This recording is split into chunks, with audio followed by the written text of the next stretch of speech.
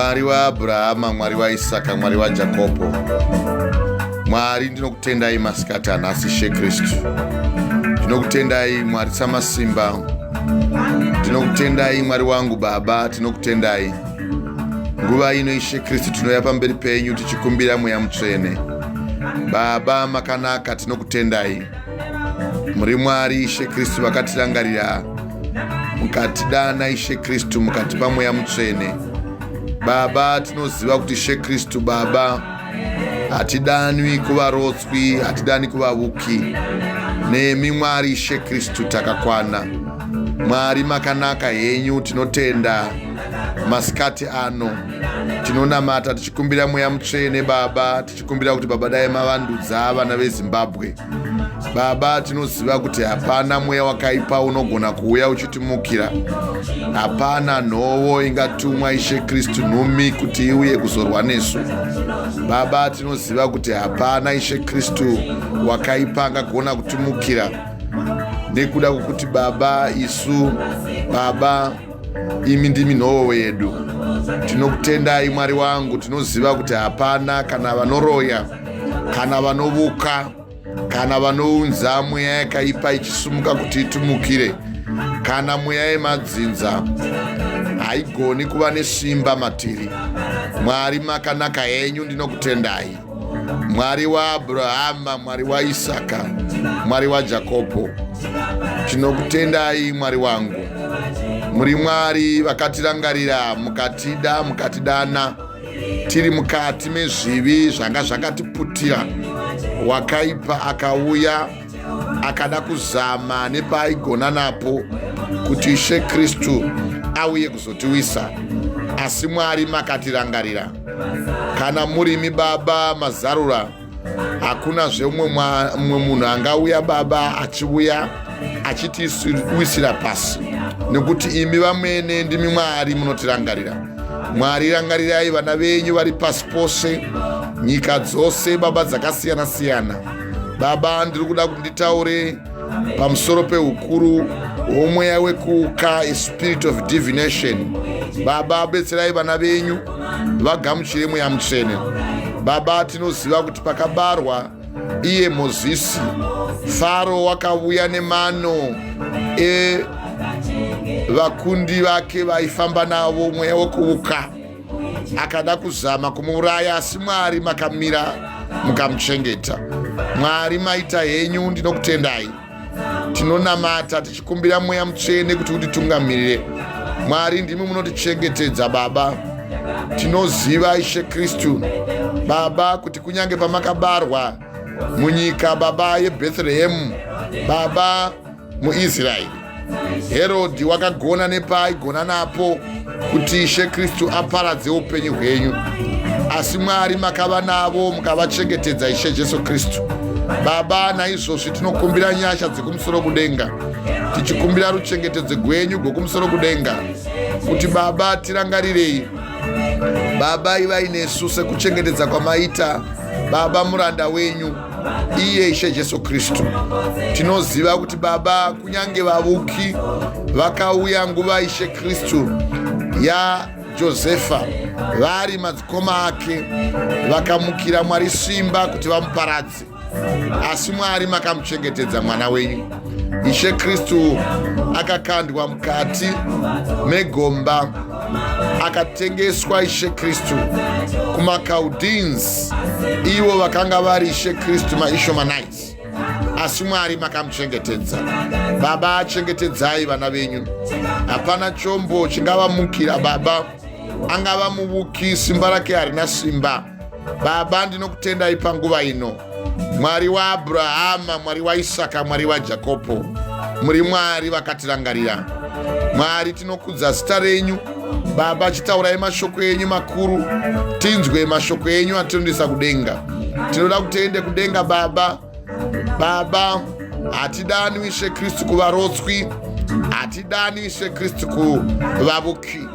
Baba tinokutendai, tibetserei Mwari wangu, tichengetedzei. Mweya Mutsvene rambai munesu, tibetserei Mwari wangu.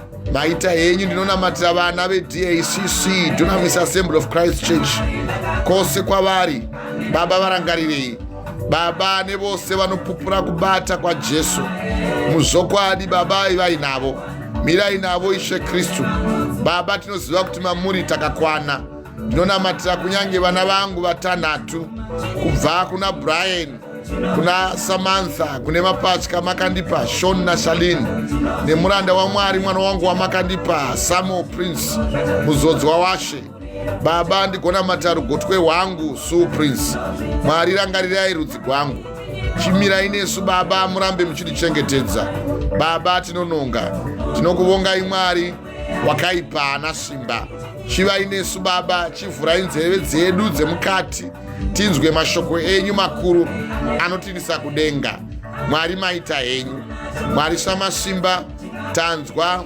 kuti hakuna chombo Ishe Kristu chingauya chichida kumukira isu nekuti Baba tiri vatendi venyu Baba nekuda kuti tiri nhaka yenyu yamakada chimirai nesu tendekai Ishe Kristu seshoko renyu sezvo makatendeka chengetedzai vana venyu Mwari maita henyu kudziwai Baba nekusingaperi amen.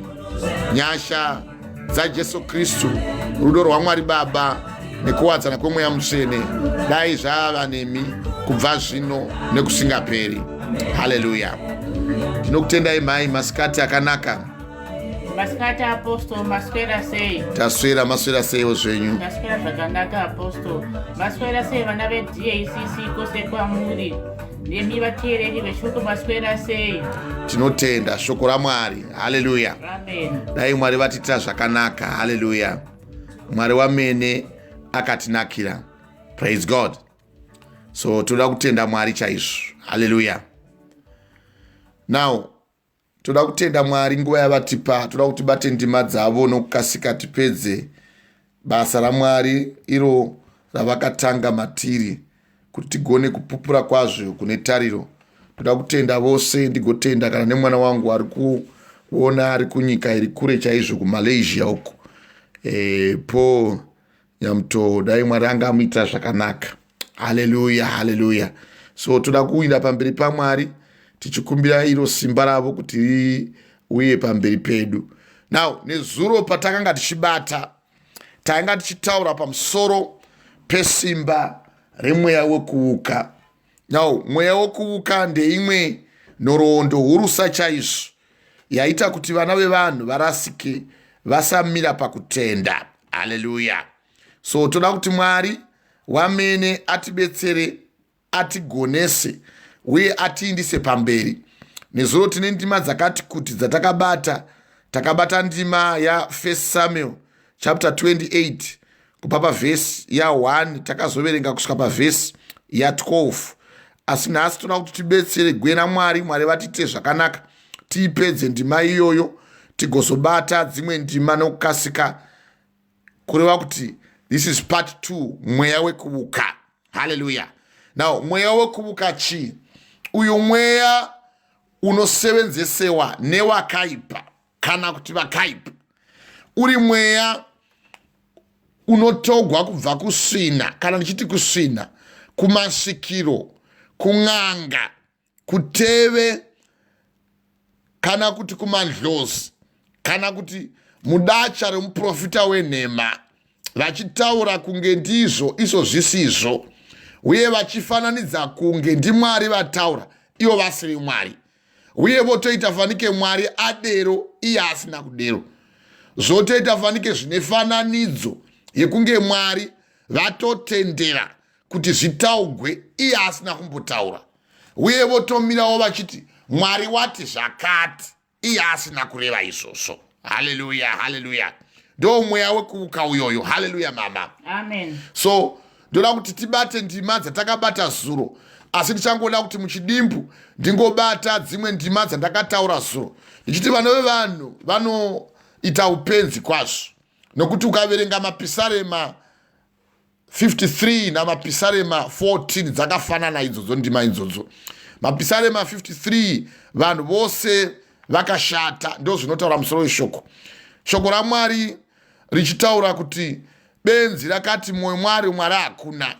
Nao vakaora vakaita zvakaipa zvinonyangadza kusanganisira kuvuka chaiko, kutoenda kuteve kutovhunzira kumashavi, nevanorira nevanoita zeve avo takavahwa avo zuro kuna Isaiah chapter 8 kubva pavhesi ya 19 kusvika pavhesi ya 20. Kana vakati kwamuri indai munovhunzira kun'anga, kuvavuki, kumasvikiro, ndo vavuki masvikiro. Now vanoita sei? Vanorira nekuita zeve. Ko vanhu vangu vangabvunzira here kune vakafa kuvapenyu, ivo Mwari varipo? Zvotoreva kuti kana uchirira kuti Zaina Gabriel mambo turn for the ark, uchitotaura chirungu chakatyoka nekutaura mashoko asinganzwiki, unotova nemweya waunokoka kubva kune vakafa. Haleluya, haleluya. Iyo ndimaida kuti mungoiverenga zvenyu zvishoma mai kuna Isaiah chapter 8 pavhesi ya 19 kuti vanhu vaiwisise kuti kana tichitaura nyaya iyi hatisiri kuitaura ichibva mumuromo medu asi kuti inobva mumuromo maMwari.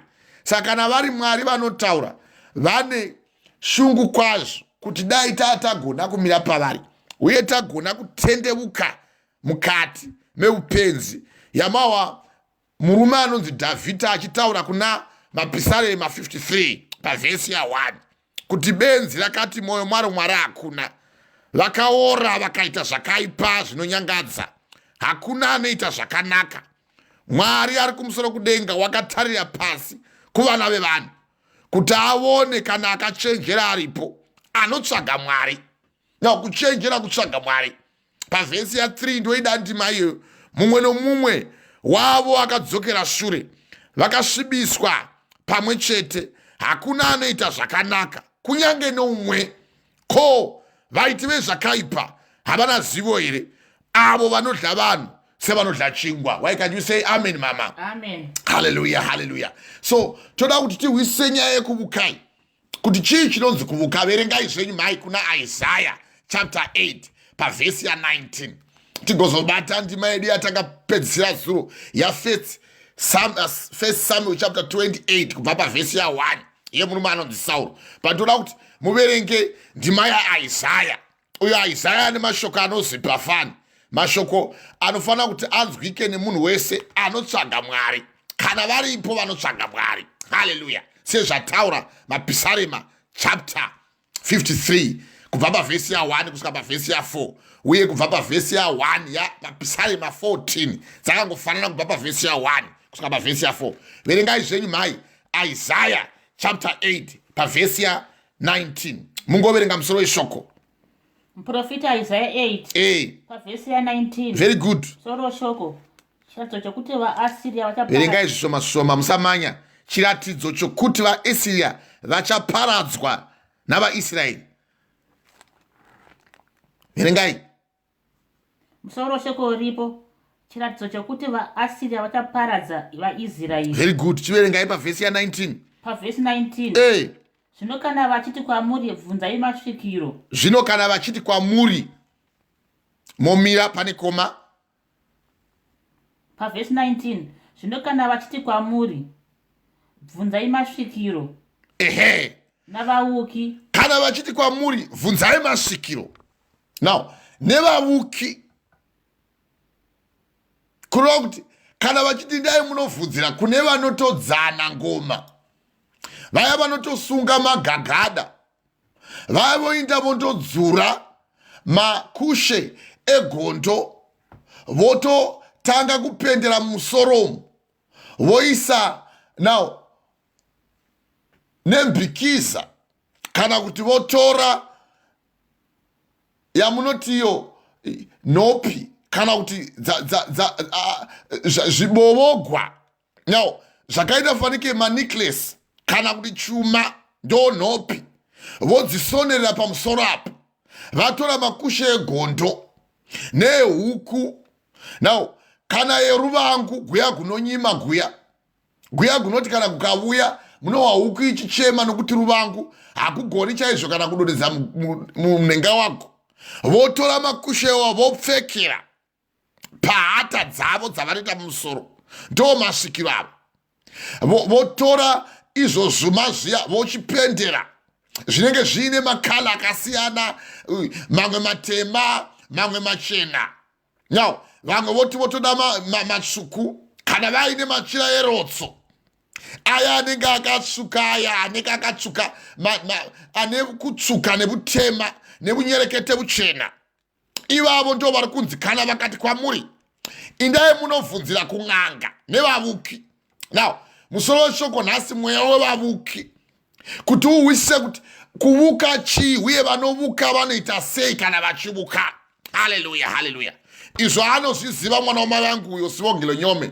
Yoda kuti uteerere nhoroondo yanhasi, mwana mai vangu. Usainda kana uri pabasa unongoisa muzheve, unongoisa earphone yako muzheve wohwa mashoko emweya wokuvuka. So tiri kutaura pamusoro pevanhu vanotodzana. Ndosaka wahwa Mwari vachitiwo kana vakati kwamuri, zvino kana vakati kwamuri bvunzai kumasvikiro. Vavuki vanovuka ndevapi? Vanototora mweya uya wavanoshandisa kubva kana kuvakafa. Now vachitomutsa vakafa uku, kuvamutsa sematauriro akaita Samuel chapter 28 pa1 Samuel chapter 28 kubva pavhesi ya 20 ya 6 kuti ndinokumbira kuti undikwidzevo uye wandichakuvudza, kureva kuti waida kutoti atomutsa wanga akafa ainzi Samuel kuti auye ataure naye, nekuti unokudziwa mweya wemunhu kwete wembwa kana wedhongi.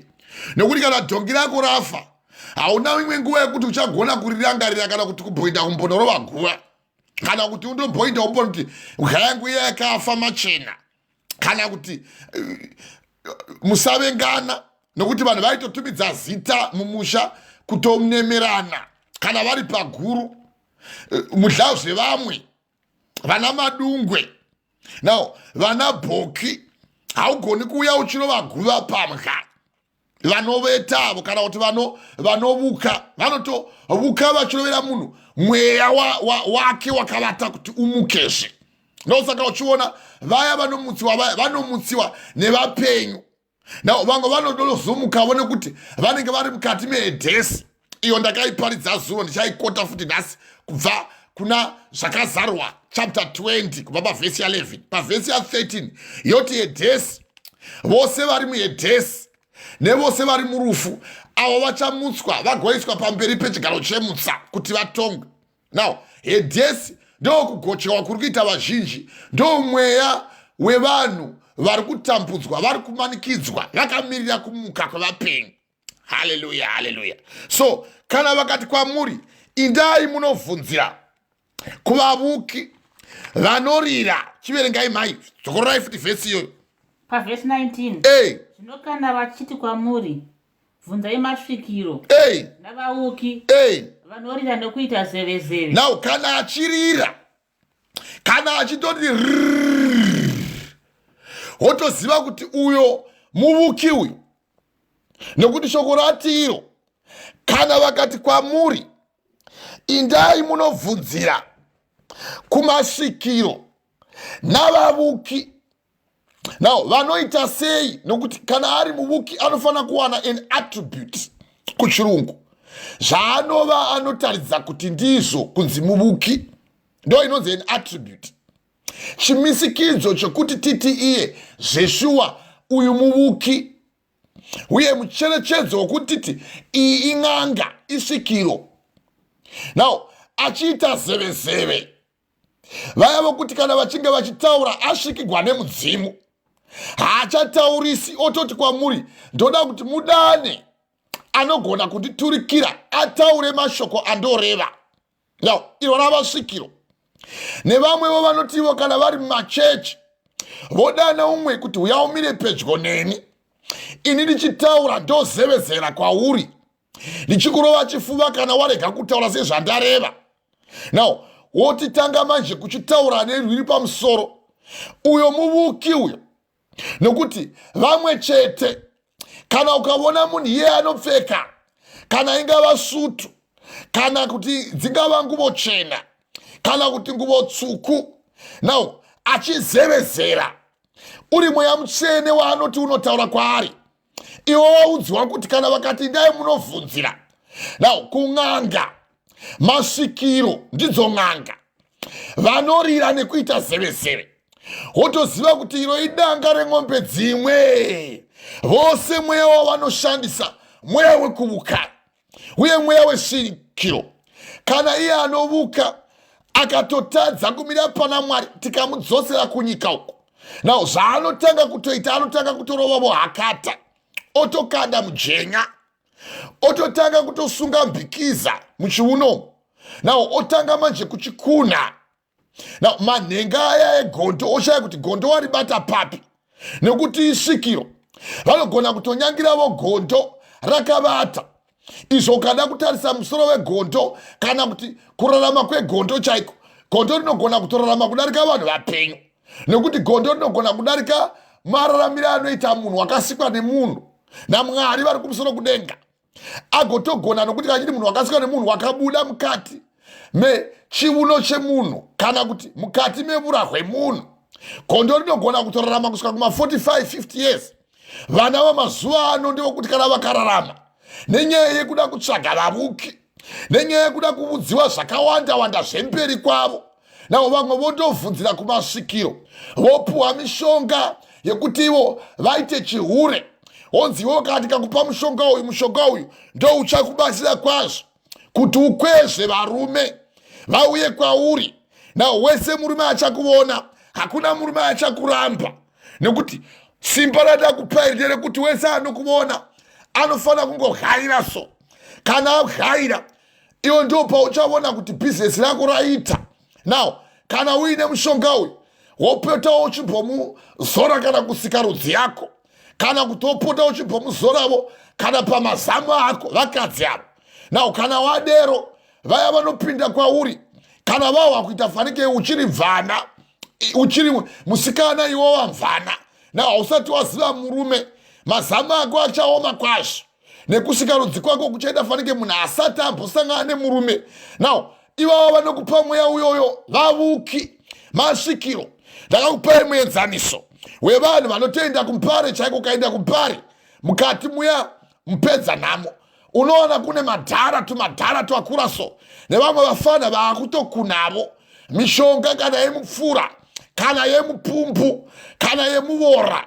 now kana yemuzeze vamwe vachitoti imwai mushonga uyu unokubetserai kuti muwane zvakadai zvikazodai now vamwe vozoti koima muzivi here kana kuti kuindia vanosarisa mishonga vozotanga kushevedzesa mishonga kuti vave vanorapa vanhu igozova medicine inotirapa now ava havavanzi avo zvavanoitavo now uye ava vanotoitavo vanotorapa nekuda kwekuti vanosevenzesa now njere dzavanopuwa naMwari kwete nesvina nokuti kana uchifunda unobatanidza zvinhu zvaunoisa mukati menjere dzako nokuti kana Paul wakatauravo kubva kutsamba yaTimoti 2 Timothy chapter 2 pavhesi ya15 kuti study to show yourself approved dzidza kuti uoneke mhizha hwako a workman who's not ashamed to divide the work of God with truth musevenzi akafanira kubata mabasa ake neumhizha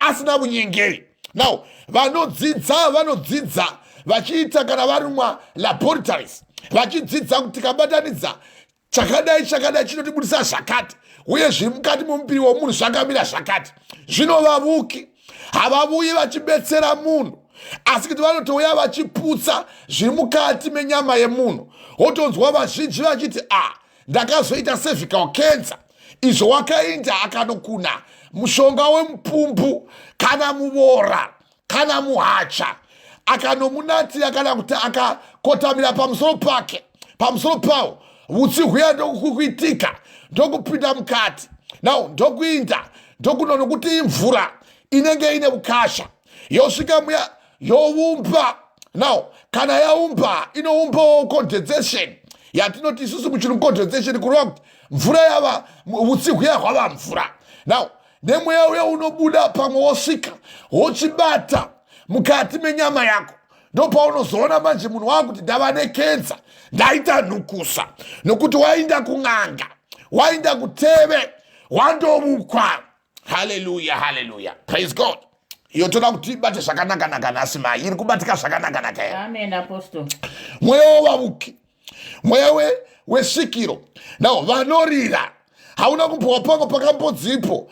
Abrahama wakarira. Hauna kumbowa kambowa kuchidziko. Abrahama wakazevezera. Hauna kumbowa kambowa pachidzi. Sauro chaiwo pare paakarira. Chero paakadamwa naMwari akati ndimi aniko Ishe. Iye akati Jehovha ndini Mwari waunotambudza. Now iyo muchaiwayo nokuti iye wakatombomukira Mwari simba. Dhimoni rengozi wakatomboriita iwe. Akadamwa naMwari. Now iwo kana uine mweya wekuuka zvose zvauinazvo. Now wakatomboenda ukatombonosungirwa kana now necklace mukati mehuro yako kana kuti chuma. Now vamwe vachizvarwa chaizvo unonzwa vachiti sungirai mwana now muchiuno toda kuti mumusungire kuti asaita nhova. Now zvose muchizviita izvi mombonyika kadhende iroro kana mukati meshina yamunoda kuti munhu ava anoisa pachiuno chake. Now vamwe vanogona kuti zvinoita kuti mwana achengetedzwe. Izvo zvose izvozvo Mwari vachiti ndini muchengetedzi wenyu, ndini muraramisi wenyu, hakuna munhu angagona kurira paruoko rwangu, nekuti ndini Mwari anouraya, ndini Mwari anoraramisa, uye ndini Mwari anowisa kuhiro, ndini Mwari anokwidzazve. Deuteronomy chapter 32 pavhesi ya 39 na 1 Samuel chapter 2 pavhesi ya 6 pavhesi ya 7 ndini Mwari anoropafadza, uye ndini Mwari anopa murombo. Why can you say amen? Amen. Zvose izvi inyaya yekuti uzwisise kuti chero ukaenda kundobvunzira now kumunhu anozviti ane simba raanoti iye anokoka kubva kumwe, now risiri simba raMwari, chiziva kuti munhu iye muvuki kana kuti in'anga isvikiro. Nokuti zvakazarwa chapter 19 pavhesi ya 10 hakuna munhu anoita chimwe chinhu asina mweya unomusunda. Saka vaya vamunoona vachivuka pane pavanotora simba votouya votozodza simba iroro pamusoro penyama dzevanhu kuti vanhu vatevere izvozvo. Nokuti ukawa zvakazarwa chapter 19 pavhesi ya 10 inoti ndakati ndamuona ini ndikadonha pasi kwazvo netsoka dzangu kuti ndimunamate. Iye akati rega kudaro, now ndiri muranda pamwe chete newe. Vese vanopupura kupupura kwaJesu ndamata Mwari, nokuti kupupura kwaJesu ndo mweya wekuprofita. Kureva kuti kana wakupupura Jesu wazarurirwa, wava nezvakawanda zvakavanzika, wava kuprofitavo, wakuzivavo kuti kana ndichinge ndapfugama pamberi pangu ndichinamatira ivo Mwari vari kumusoro kudenga, vane shanduro yavanondipa. Handichabvunzi kuteve, handichabvunzi kun'anga, handichabvunzi kusvikiro, handichabvunzi vavuki. Hallelujah. Praise God. Now zvose izvi verengai mhai tipedze ndimai, toda kuti tipedze chikari ichi pamabata musoro weshoko ipapo tifambe nayo ndimai. Chimidzikai mhai. Amen. Ko vanhu havafaniri kubvunza Mwari wavo here? Dzokorai tarishai pamusoro ipapo. Zvino kana vakati kwamuri, zvino kana vachiti kwamuri bvunzai masvikiro navauki vanorira nokuita zevezeve. Tatonzwa mabasa avo, chinzwai manje. Ko vanhu havafaniri kubvunza Mwari wavo here? Very good. Ko vanofanira kubvunza vakafa pamusoro pavapenyu here? Ko vanhu havafaniri kubvunza Mwari wavo here? Ko vanofanira kunobvunza pane vakafa pamusoro pevapenyu here? Kureva kuti anorira uyo neanoita zevezeve, now simba raanosevenzesa isimba revakafa. Nokuti kana kuchinzi ko munodii kunobvunzira kuna Mwari, kureva kuti munodii kutoravo ndangariro dzamuri kuhwa shoko rakanaka kudai mondobvunza kuna Mwari, kwete kuteve, now kwete kumasvikiro, kwete kuvavuki, kwete kumadlozi, now kwete kune vaya vamunoti imimi vanosevenzesewa naMwari ivo vasiri Mwari. Hallelujah. Now zvose izvi Mwari vachikudzidzisai vari kuti ivo vadzidzisei kutevera zvose zvandakakurayirai. Tarirai ndinemi kusvika kumagumo, Matthew 28 pavhesi ya 20. Saka vachikudzidzisai toda kuti muzive kuti ivo vamwene Mwari vakatotaura vakati tarirai ndinemi kusvika kumagumo. Now kumagumo ndo kudenga, ndo kuzouya komwanakomana womunhu ouya kuzotora vatsvene vake. Saka kana vachiti ndinemi kusvika kumagumo, vanga vasingatambi, vaitorevera kuti iwe neni timire kwazvo uye titendeke mukati mewatinopupura. Nawo kana vachiti muchengete kwazvo kupupura kune tariro yedu kuti irege kusungunuswa, nekuti iye wamene wakapikira wakatendeka. Haleluya, haleluya, haleluya, haleluya. Amen. So kupikira kwekutendeka ndo kumira kwekuziva kuti isu wamene tava kuziva watinobvunzira uye tava kuziva uyo watinokumbira kuti apinde mukati mehana dzedu. Why can't you say amen? Amen. Hallelujah, hallelujah. So zvose izvi tichikuparidzirai, toda kuti paunenge wazobva pano woti iwewe ndaparidzigwa vhangeri, ndaziva inonzi teve, ndaziva inonzi n'anga, uye ndaziva vanorira, uye ndaziva masvikiro, uye ndaziva avo vanonzivo ngandibve kwavari. Nau ndazoziva vanhu ivavo kana vachitorira, mweya wavo wavanosunda kubva kwauri, mweya wavavuki, mweya wavanorira, mweya wen'anga, mweya wesvikiro. Kana vakati mbouyai nemwana wawazvara, tipei tisungire nhupe pachivuno chake. Kana vakati uya nemuzukuru wako, tiuye tiise bhanguro. Nau ravanenge vanotema uko, vatora kana kuti vanogona kutora iyo pahwande yeng'ombe apa. Unoona vamwe vanenge vachitoita, votonoita zvekutoombera pang'ombe kwazvo, vachitoti ng'ombe iyi ndoyotoda kupa zita, vachisvikigwa. Now vachiti ivo vanotaura naMwari, ivo vachitaura nevavuki, vachiti ivo Mwari wati zvakati. Yamakahwa yakataurwa namai kuna Ezekiel chapter 13 pavhesi ya7 kuti ivo vavuki vanouya vachiprofita nhema, vachitaura kunge ndataura ini ndisina kudaro. Avo vavuki.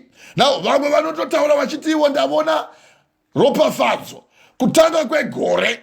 Now kubva kuna January ariko muvuki akadero akataura izvozvo, nokuti kana varipo vamwe vakatoshandura vakataura zvisizvo, vachitotora matrade name sewamuchaverenga kubva kuna Mabasa avapostori chapter 13 pavhesi ya6, wakatochinja zita kwazvo kuzozviti iwo naiye ndibha Jesus. Now kutotorawo trade name kunge ndiye Mwari iye asiri iye. Haleluya, haleluya, haleluya. Zvose izvo chiziva kuti mweya wavo unosevenzeswa kune vakafa. Iyo ndakakukoterai, ndikakureverengerai, ndikakupai ndima inozipa fani ina kuna muparidziko, muparidzi chapter 9 achitaura pamusoro pemweya uyoyo. Kuna muparidzi chapter 9 pane vakafa nevapenyu, kuti pana muparidzi chapter 9 kubva pavhesi ya4. Now nzira dzaMwari nevakarurama nevakaipa hatizikamwe. Nzira dzaMwari nevakarurama nevakaipa hatizikamwe. Now iyo inowanikwa kuna muparidzi chapter 9 pavhesi ya4. Ndinoda kungoikota chete, nekuti kana munhu achiri pakati pevapenyu vose achine chinhu chaangatarisigwa, nekuti mhaka mhenyu inopfuura shupa yakafa. Now kana rurugu mhaka gwakaonda ukagutsika mukwechero gune furo guchigwara gokuruma, asi kana riri zishumba rezibumu rakakura zvakadini, chero ukaenda pamusoro paro harina zvarinokuita. Nemhaka yei? Nokuti vapenyu vanoziva havo kuti vachafa, asi vakafa havana chavanoziva, kunyange mubayiro havachina. Saka wafa uyo waunonziwa unonobvunzira iye asisina mubayiro, kana achinzi anoda kuuya achikupa upenyu, anofanira kuuya achikuchengetedza. Iro bhaibheri richitiro haachina mugove pano panyika, haacharangaragwizve, uye haachina chaacharangarigwa pano pasi pezuva, nokuti vapenyu vanoziva havo kuti vachafa, asi vakafa nada, havana chavachakuitira. Nemhaka yei? Nokuti havachina kana mubayiro pano pasi pezuva.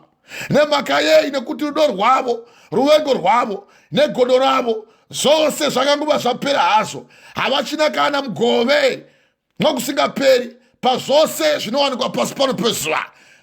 Muparidzi chapter 9 kubva pavhesi ya4 kusvika pavhesi ya6. Why can't you say amen? Amen. Praise God.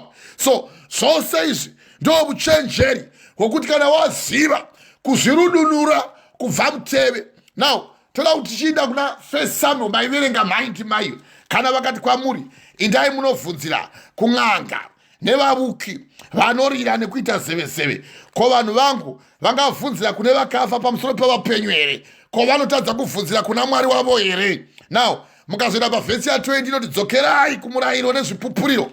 Now come back to the statutes and commandments.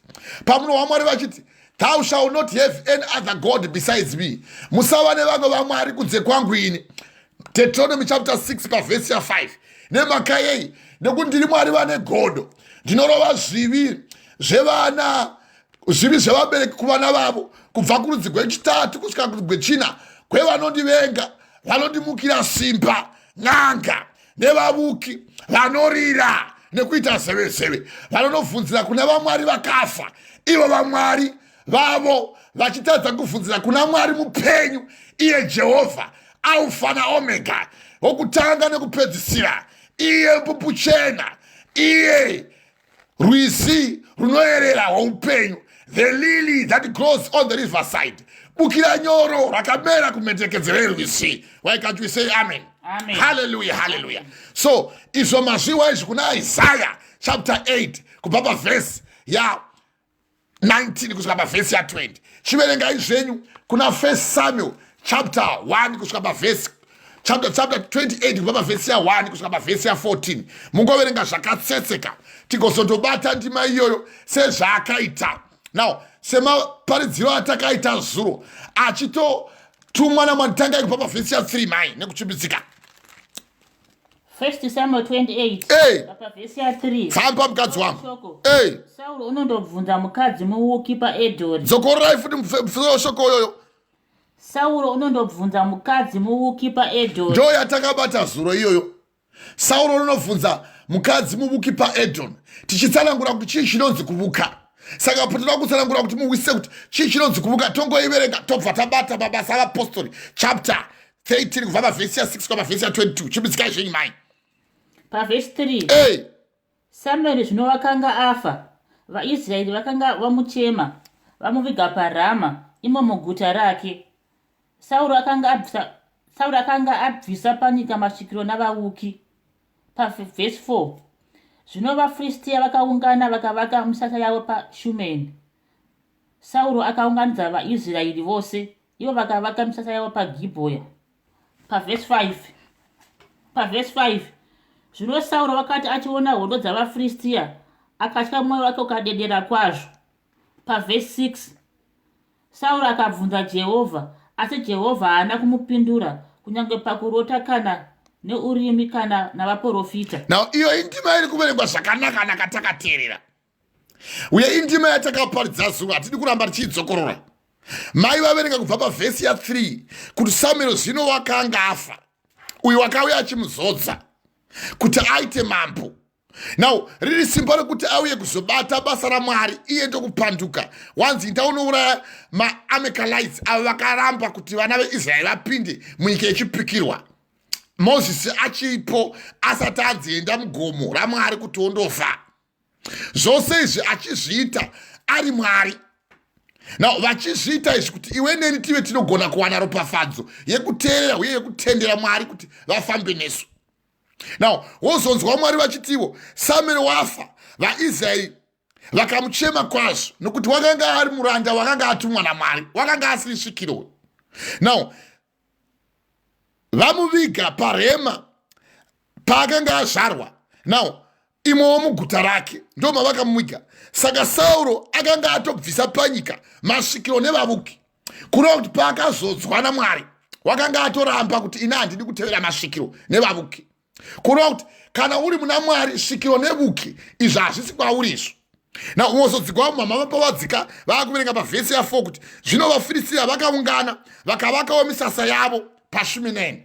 Now vavakawo misasa yavo yanga iri nyaya yekuti vanga voda manje kuti vachigwa nemurume uyu anonzi Sauro, nekuti Mwari vanga vanotumira simba rekuti auye kuzorwisa, nekuti wanga vanopanduka. Wakatonzi wapanduka kuna 1 Samuel chapter 15. Mwari paakati iwe ndakuramba nekuda kuti wakarega kutevera zvandakati utevere. Now kana warega kutevera zvakanzi naMwari utevere, watova nemweya wesvina. Ukaenda kuna vaTesalonika vechipiri chapter 2 pavhesi ya 11 to 12. Saka Mwari anovatumira simba rokukanganisa kuti vatende nhema, kuti vose vasina kutenda zvisakarurama vakatenda nhema vagotongwa. Saka izvo kwanga kwadiwa kutongwa kwopano panyika kwanga atoita, nokuti bhuku yangu inotaura kuna Mark chapter 3 pavhesi ya 28 kuti wose anomhudza Mweya Mutsvene uye haagoni kuregeregwa paupenyu huno kureva kupano panyika noupenyu hunozouya, kureva kuti waifana kutoti atowana nhovo yake kana kuti mubayiro wake wezvaakanga abata Sauro. Now zvose zvichiitwa izvi zvaiitwa nokuda kuti mabasa aMwari kana mavambo avo kubva kutanga, panonzi pakutanga Mwari vakasika denga nenyika. Nyika yakanga isina chinhu, nyika yakanga ririma, uye rima ranga rakazara nyika yose, Mweya waMwari uchipapamura pamusoro pemvura. Izvo tikava tikazvitenda Mwari vakataura uri mweya kuti tizovapo nyika nezvose nemwaka nenguva, now nemaseasons, zvichivakirwa iwe neni kuti tive tinotenda mazviri. Tisava tinovuka asi kuti tende kwavari ivo vakatisika nemufananidzo wavo kuna Genesis chapter 1 pavhesi ya 26. Why can you say amen? Amen. Now zvose izvozvo ndopaunozonzwa manje pavhesi ya 4 yaverengwa namai vachiti zvino vaFiristia vakaunganawo vakavakawo misasa yavo paShumani. Sauro vakaunganidzawo vaIsraeri vose, ivo vakavakawo misasa yavo paGibheoni. Now izvo waitoitiswa nekuda kuti misasa yaifana kuvakwa paane hondo yanga yaitotanga kutovakwa naMwari nekuda kwekupanduka kwake. Now zvino Sauro wakati achiona hondo, ndopamama pavhesi ya 5 maichimutsikai pavhesi 5. Zvino Sauro wakati achiona hondo dzavaFiristia akatya, mwoyo wake ukadedera kwazvo. Now izvo wakanga utoona kuti Mwari hasimo maari, asi chinzwa kuti chaita kuti adedere chii, pane kwaakanga atotanga futi kutoona kuti pandarashika, pandaida kuuraya Dhavhidha, mweya wedhimondi nengozi zvikaramba. Now akatovuka muchawa wamaukire manje akaita handei mai.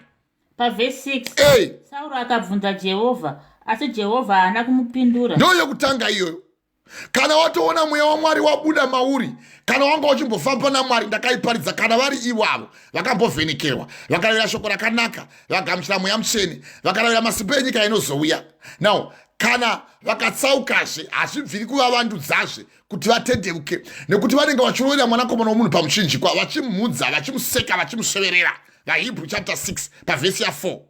Nyika iyo inosvitikana yanwa mvura kune vainorimirwa nayo, ichipa miriwo yakafanira, na nyika iyo inoropafadzwa naMwari. Kana uchinge wapogamuchira shoko ukava naro, uchameresa zvibereko zvakanaka, ndo nyika inoropafadzwa naMwari.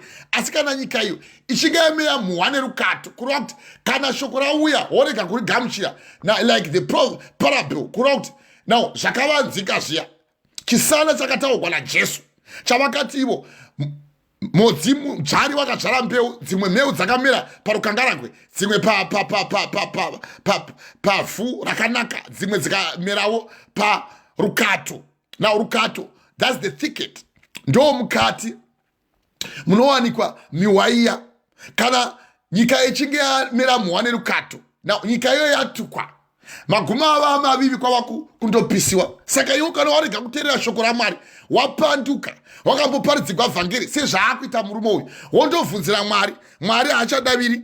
Handei mai pavhesi ya 6. Pavhesi 6 Sauro akabvunza Jehovha, asi Jehovha haana kumupindura. Nowa kunyange pakurota kana neurimi, kana pakurota kuna kuti achidana Mwari kuti Mwari ndoda kumboti mbosangana nekuhope Mwari haana kuuya, kana neurimi kuna kuti achitonamata nemuromo wake chaicho kuti zvimwe Mwari vakagona kudavira nemuromo wangu ndichinyengetera, uye kuti ndimi dzangu dzigova dzinodudzigwa nevamwe vanohwa nezvataugwa naMwari kufurikidza neni. Hapana akataura naye, iye anga ari muprofita. Saka kana watongoona watanga kuda ndosakada kuti vaya vanozoti kana vahedhuka vanga vachimborira vari kumachechi uko vachitiri kumachechi, kana ahedhuka inoita n'anga, nekuti anenge ashayiwa masimba aya aimbovanawo pakutanga kana vari ivavo. Yandakukotera kuna vaHebrew chapter 6 kubva pavhesi ya 4 kusvika pavhesi ya 8. Chimidzikai mai, fambai zvenyu. Saka neurimi kana nevaprofita, asi Jehovha, tangai pakanzi asi Jehovha haana kupindura. Verenga ipapo. Asi Jehovha haana kumupindura. 1 kunyange pakurota 1 kana neurimi 2 kana navaprofita 3 havachatauri newe. Handei mai pavhesi 7 ndokubva adini magesaro chiwa manje Avona kuti Mwari hachatauri, ndo zvinongoita vaya vanoti tinotaura naMwari. Ivo vaine nguvo tsvuku vachitoti nekuti Mikaeri wakanga ari mukuru wehondo. Na hondo yaMwari kana ichidzika panapa ndeyekudzikirira vana vevanhu, kwete yekuparadza. Nekuti Mwari havagoni kuita chinhu chinokontradikta shoko ravo kana kuti chinopesana nezvavakambotaura. Vakati ndichaparadza, ndakaparadza vanhu nguva yaNoa, nyika yakanga yaora. Mwari vakaona kuti nyika yaora kwazvo. Pana Genesis chapter 6 pavhesi ya5, mufambiro wevanhu nendangariro dzavo uye nepfungwa dzavo zvakanga zvakaipa nguva dzose, na pamwoyo pavo nguva dzose. Mwari vakaona kuti ndakasikireko munhu, vakati munhu anotofa zvakewo, now anotovora.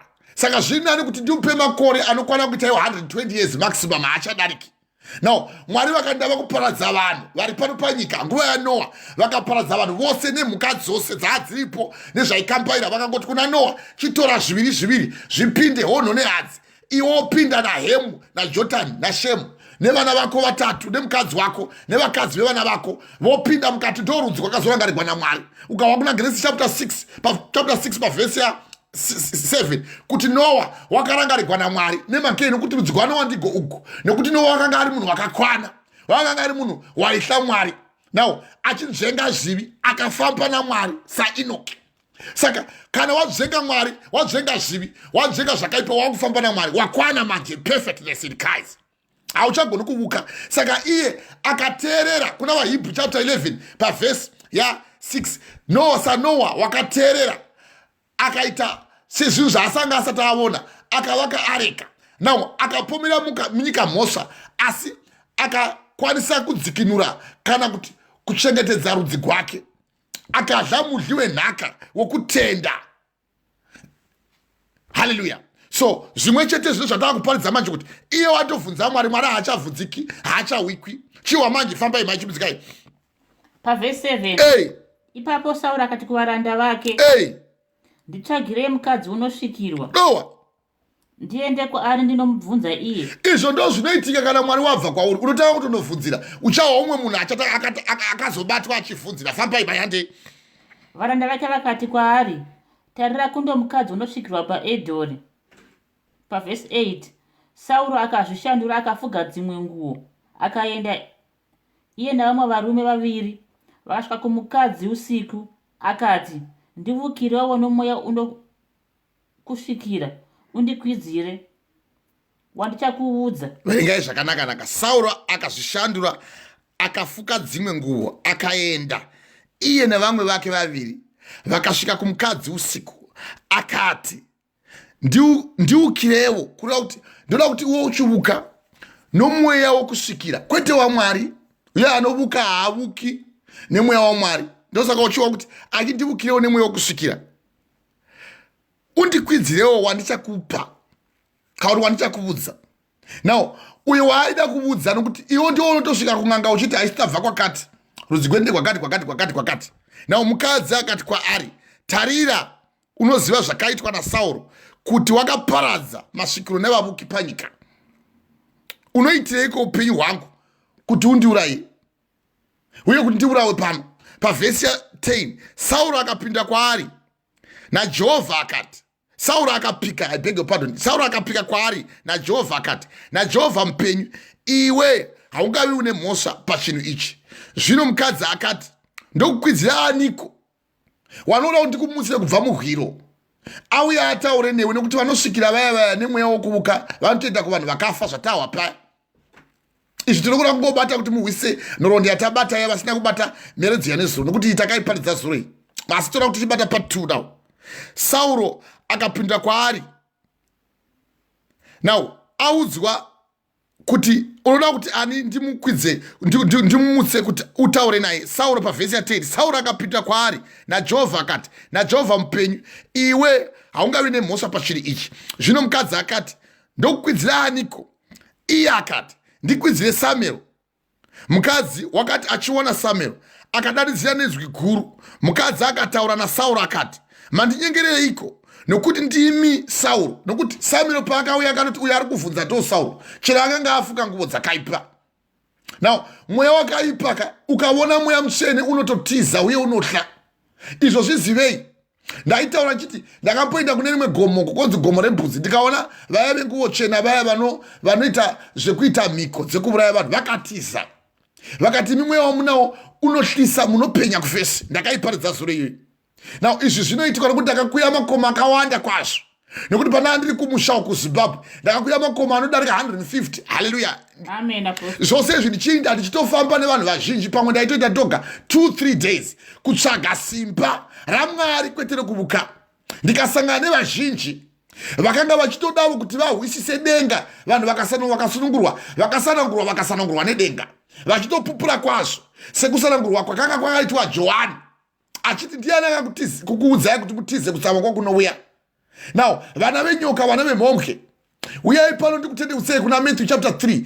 Akati ini handina simba reuya ari kuuya kupambanidzai nemweya mutsvene. Ini ndakangopiwa simba rekuuya kuzokupambanidzai nemvura, asi uye achakupambanidzai nemweya mutsvene. Now uyai kwamuri, uyai kwaari iye. Vakauya vakarevurira zvivi zvavo vakapambatidziwa. Saka ndichifamba ndichinamata, vanhu vazhinji vakapupuro vaitaura naMwari kuti imi makada mwana Mwari. Now izvi ndo zviri kutotaridzwa nokuda kuti ndiri kuparidza vhangeri kuti iwo uinde kudenga weuye akandidana kuti iwo udanikevo. Haleluya. Uri mugwe kubva muteve, kubva munganga. Haleluya. Saka ukawa manje patatoverenga mukadzi wakati achiona Samuel akadanidzira nenzwi guru. Mukadzi akataura naSauro akati, mandinyengerereiko nokuti ndimi Sauro? Mambo akati kwaari, usatya hako, asi unooneiko? Nokuti iye achaona otobvunza anoona uyu. Now ndo zvamunoita imi pamunonobvunzira vaya vamunoti kwayo vavuki, uyai mupfugame panapa. Imawa kuna zvakazarwa chapter 19 pavhesi ya 10 kuti ndakati ndamuona ndikadonha pasi netsoka dzangu kuti timunamate. Iye akati rega kudaro ndiri muranda pamwe chete newe. Imi munenge muchinopfugama pavanhu. Tauya kuti tizobvunza tsananguro. Now uye waitonobvunzawo tsananguro dzake uyu. Haleluya, haleluya. Amen. Now izo tsananguro dzamene muchibvunzwa muchifugamiswa pamunhu. Iyo muchinzi musafugamira umwe munhu wechiri pasi pano pezuva kana chiri kudenga. Now nekuti wakatoudziwa iye Johani riri bofu pachikomo chePatmosi nemutumwa kuti usandifugamira. Imi ndio pamunosvika motanga manje kuvhimwa semunovhimwa mweya weshiri. Ngatifambeni ndimai zvakanaka mai tipedze chikariki zvitibve nekuti ndima dzakati wandei. Saka Samuel ndio paanoti iye mambo akati kwaari, usatya hako, asi unooneiko? Mukadzi akati kwaari, ndinoona Sauro, ndinoona mudzimu unokwira uchibuda panyika. Nokuti kana wafa, kana usisiri mupenyu. Now vaya vasingavuki vasingavuki vakaita sesu hatuvukiswa. Chatoziva nechekuti wavata kuti umutswe kuuya kwekunouya, the last coming of Christ, kuuya kwekupedzisira kwemwanakomana womunhu. Saka apa achiona iye Samuel chaaiona wakati ndinoona mudzimu nokuti wakaona mweya wakaipa. Mweya waSamuel, I beg your pardon, uchibuda muguva. Nokuti anomutswa nevamwe munouchirira veve vanomuchirigwa veve vamunonzi uyai tikuchirire dhaka. Randaitaura zvo ndikati ndakataura nevamwe vatete vangu mushoko vachiti kwai uyai muuchirire dhaka. Hauzivi kuti vhuro tsamwe here. Ndikati munopenga ini, handimuchiriri dhaka ini. Ndatoriwetera manje so uye ndatobva kutoriitira svinoko. Saka ndikangotsamwa sei radii kutsamwa pandariitira svina kana pandariitira weti. Uye tu ndo zvarangakura chiita pano. Uye kana doitira svina ipapo iro vhiro rero rotomeresa bundo regirini rikadyiwa nemombe. Nawo kana mombe yanga yabva kusina ukoko kana ikadya bundo regirini inotokora, inotanga yamboita manyoka asi inokora nekuda kwemanyuwa andaisa. Saka uchiwa Paris chapter 3 pavhesi ya 21 kuti ndiye anoziva kufema kunopa upenyu kumunhu kuchiisa kumusoro, nokuti upenyu hwako huchadzosekwa back to the center. Iye akambokutumira pano kwaari iye Mwari, kwete vana back to center vaya vamunoenda muchitoona vaya vana Mabasa baba Stephen ng'anga dziya vavuki vaya vanoti kwaitoda kuita back to center. Unoita back to center ino shoko raMwari chitiye kudzorera ndekwangu hakuzi kwamwa hakuzi kwavanhu. Iwo ndodzorera. Who are you? Kana uchinzi kuti ndiani angaita zvikasaitika kuna mariro aJeremiah, kuungudza kwaJeremiah chapter 33 pavhesi ya 36 na 37. Ndiani angataura zvikasaitika? Ko zvakanaka nezvakaipa hazvibvi pamuromo wokumusoro here. He is the only God who can talk. Ndiwo voga Mwari vanogona kutaura vagoita nokuti ndi Mwari kwete iwe. Saka iwe une simba rei rokutongera umwe munhu rufu? Ivo Mwari varivo vanoti ndini Mwari anoraramisa uye ndini Mwari anouraya. Who are you to judge the other person's death? Ndiwe ari unoda kutongera upenyu hweumwe munhu kuti umwe munhu wafe. izvo achiita izvo, mweya wake wanga atoparadza, mweya wake nechikara waMwari wanga ari maari, wangogwisana nekuda kuuraya Dhavhidha mwanakomana waJese, wakanga agadzwa kuti aite mambo. Yanga yava nyaya yesimba. Now mukaona paya kuchonzi kwaidzika mutanda wauya akatofumura umwe munhu yataiparidza musi uno pamusoro pemurume woku kwaGutuku yakabuda last week, wakazvisungirira paruvazhe rwake pamuti pamvuri now wemumango wake kwaGutuku. Wainzi iye wakanga achiroya nokuti hakuna Satani anogona kubvisa umwe Satani. Zvizive izvozvo zvakataurwa naJesu kuna Matthew chapter 12 kubva vhesi ya 22. Vaona adzikirina bofu ranga iri matsi, yanga iri mbeveve, wanga ani mweya wesvina, vakati hewo hasi mwana waDhavhidha hereu. Iye watoziva kuti wakabva padzinde raJese, iye akuuya achiita zvidavado izvi. Nao vakamuudza vakamuseka, ndopa vakati iwe une mweya waBhozabhedhi, mukuru wemadhimoni anodzinga mweya wesvina. Now ndopa anozotiwo pavhesi ya 28 na 29 yanapokota ya kuna Mark chapter 3 pavhesi ya 28 akaikota futi ipapo kubva pavhesi ya 31 32 kuti zviro kwazvo shoko ripi neripi ramungareva pamusoro pemwanakomana womunhu iyo ringaregeregwa, asi ani nani anotaura shoko rakaipa anomudza mweya mutsvene uyo haagoni kuregeregwa paupenyu huno nehunouya. Hallelujah, hallelujah, praise God. So zvichitaurwa izvozvo vanga vati iye ane mweya wesvina. Saka mweya wesvina iye akataura kuti makamboona kupi wakaipa, ndopaanodzika uyo wakaipa anoda kuuya kuzoparadza imba yaane simba kana asati amusunga, nokuti anofanira kuti atanga amusunga kuti ashayiwe simba. Uye hakuna Satani anogona kubvisa umwe Satani, uye hakuna bofu rinogona kutungamira imwe bofu. Kana maona paya vototanga kufumurana, vanatsika mutanda vachipfumurana nevavo vanenge vachiitavo zvekuroya, uko kumogwisana simba. Nokuti Mwari havagwisanisi mweya wavo. Kana pakava nemuprofita muno muBritain, hakushayikwi umwe muprofita anotaura simba raMwari kuMalaysia kwauri mwanangu po. Hakushayikwi umwe mweya unotaura kwauri iwe kana ungavawo mukwasha uchazova shokwe mawewe. Hamugoni kushayiwa mweya mutsvene uyoyo. Uye kose nekose kunotaura mweya waMwari, mweya waMwari haufi wakapesanisana, nokuti mweya waMwari is one, is the spirit of truth. Zivai kuti mweya mutsvene mweya wezvokwadi. John chapter 14 pavhesi ya 16. Iye mweya wezvokwadi, iye nyika haimuzivi, uye nyika haingagoni kumugamusha nekuti haina kumuona, uye haimuzivi nekuti haigoni kugara maari, nekuti imi achava nemi achagara nemi. Mukaenda pavhesi ya 26, iye mweya wezvokwadi uye wachatumwa nababa vangu muzita bangu achauya kuzokudzidzisai zvose uye achakurangaridzai zvose zvandakakurayirai. Now agova nemi nekusingaperi. Matthew chapter 28 pavhesi ya 20, vadzidzisei kutevera zvose zvandakakurayirai, tarirai ndinemi kusvika kumagumo. Why can't you say amen? Amen. So iye mweya mutsvene ndo anogona kuuya achikupa simba, kwete kuvuka uko. Vanovuka vaya vanenge vachitotsvaga simba risiri raMwari kuti vave vanova pamusoro pesimba raMwari, izvo havagoni kuita pamusoro paMwari. Saka vamunoona vaya vanenge vachiti kwai tsika mutanda auya achizofumura n'anga, izvo kungogwisana simba, nokuti Satani pachake haagoni kuti amire ari oga, uye Mwari havagoni kuuya vachimira pamusoro peimba yaSatani, vanotoya kuzoiparadza. Saka vaya vanenge vaine masimba vanoti kwai tauya kuzobvisa zvikwambo mumusha, iye ari n'anga, izvo kugwisana simba kuti iye vaadedere kune uyu, uye kumwe kukunyeperai kukunyengedzai. So monyengegwa sembira nemateme, izvo zviri zvipikiri zvakangorohwa so mukati. Zvonzi mbira inorira izvo chinorira ideme, zigangamwiwa riya ratadza kudliwa nemadhongi, rangozotemwa nepakati rikachekwa zvakanaka nebanga robviswa munzi rorashiwoko. Now zvodero rotanga kuiswa zvipikiri zvakavezewa zvikava zvakatete pamberi kuti zvigumwe zvirove netwaini nezvinjeye zvekoko. Na worira konzi mbira inorira izvo ideme, munonyengedziwa so sembira nemateme, muchinyeperwa so. Vari vanhu vanotovuka vachiita kuti imi musapandukirana. Now zvakaipa magesara ndezvokuti haanei nemwana waanosevenzesa kuti afe, nekuti haana simba roupenyu hwemunhu. Ane simba roupenyu hwemunhu ndiMwari. Saka anotorega oisigwa kusvina kuti anyadzise miri yake.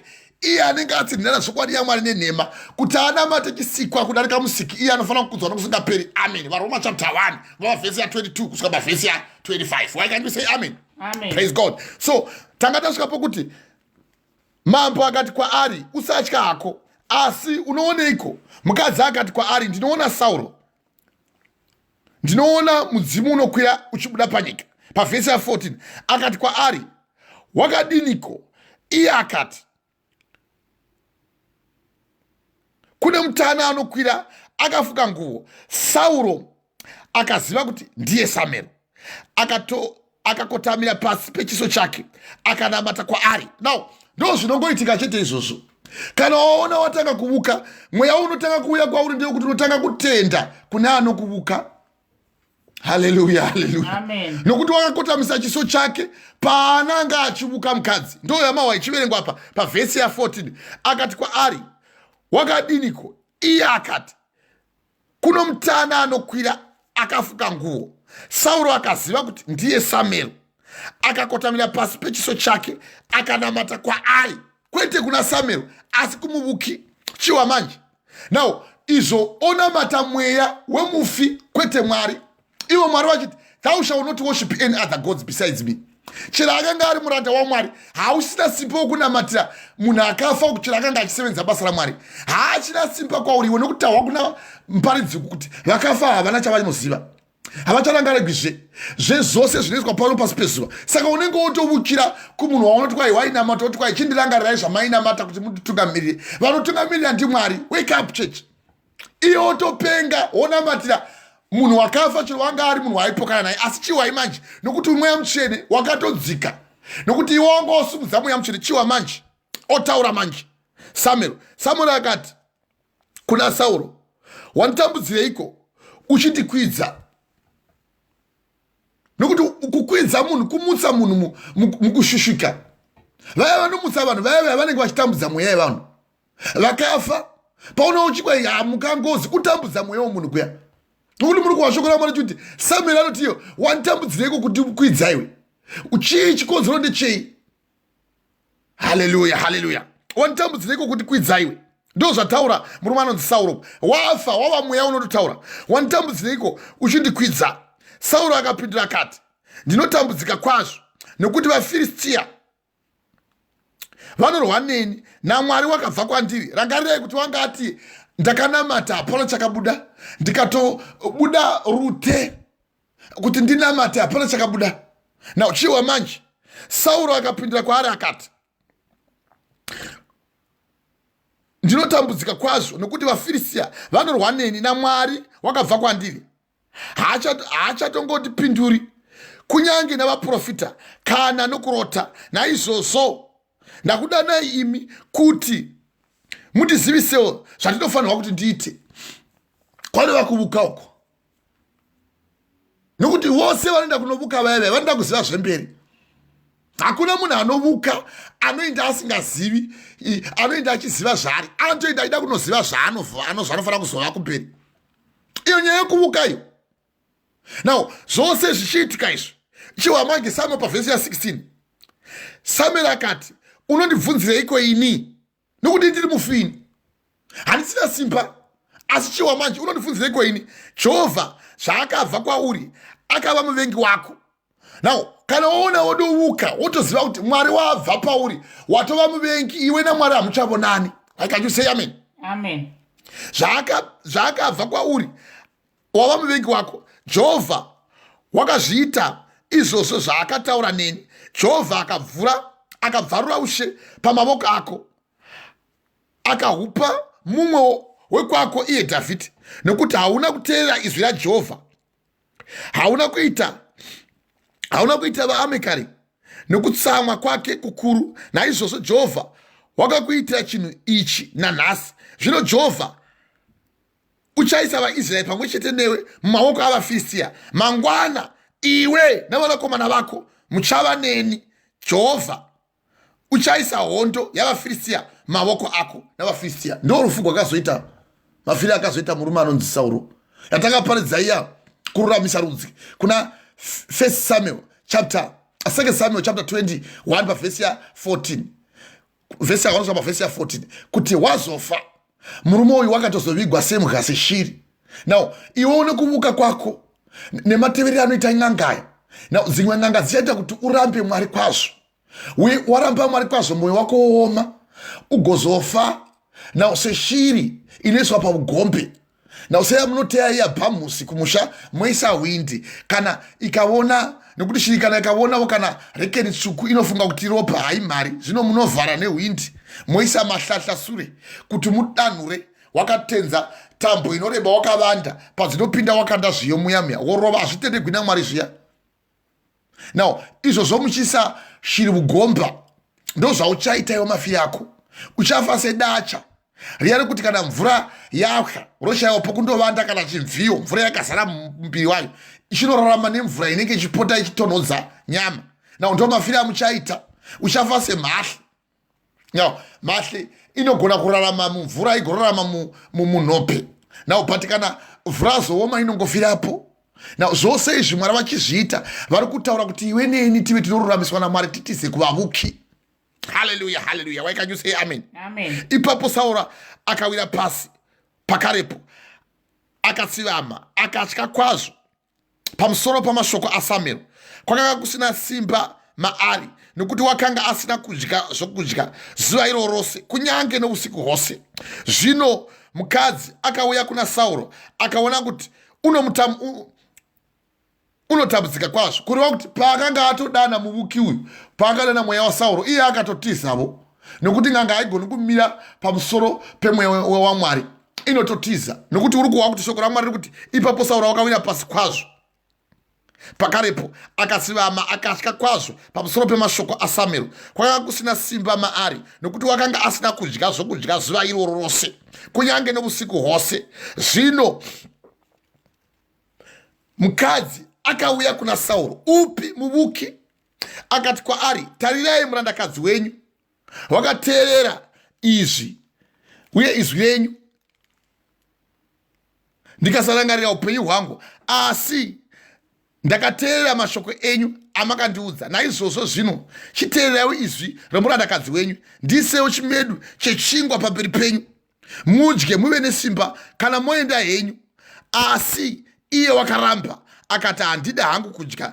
Asi varanda vake vakamukurudzira pamwe chete nomukadzi akazoteverawo mazwi avo kureva kuti akazodla. Naizvozvo akasimuka pasi akagara panhovo. Zvino mukadzi wakanga aine mhuru yakakodzwa mumba akakurumidza akaibaya akatora upfu akahukanya akabika nahwo chingwa chisina kuviriswa akazviisa pamberi paSauro napamberi pavaranda vake vakadya. Ipapo akasimuka akaenda usiku ihwohwo ndopaakandofira. Now ngatichiwa manje figuratively vaya vanoreva kutanga kuvuka iyo nyaya yekuvuka iyi haachisina simba nemuvukiwo wanga asina simba mweya mutsvene wauya akatotiza. Ndopamwa kuchinzi mukadzi akazodzoka kuna Sauro. Chindai kuna Mabasa aPostoli chapter 13 pavhesi ya 6 mai tichipedza chikari chiti chimuzikai. Mabasa aPostoli chapter 13 pavhesi ya 6 chimuzikai mai. Fambai mai. Mabasa aPostoli. Saka inyenda kuti muchiwisa kuti nevanovukawo mweya yavo yavanosevenzesa hausi mweya waMwari uye mweya weunosunda werima anova Satani. Mabasa aPostoli chapter 13 kubva pavhesi ya 6.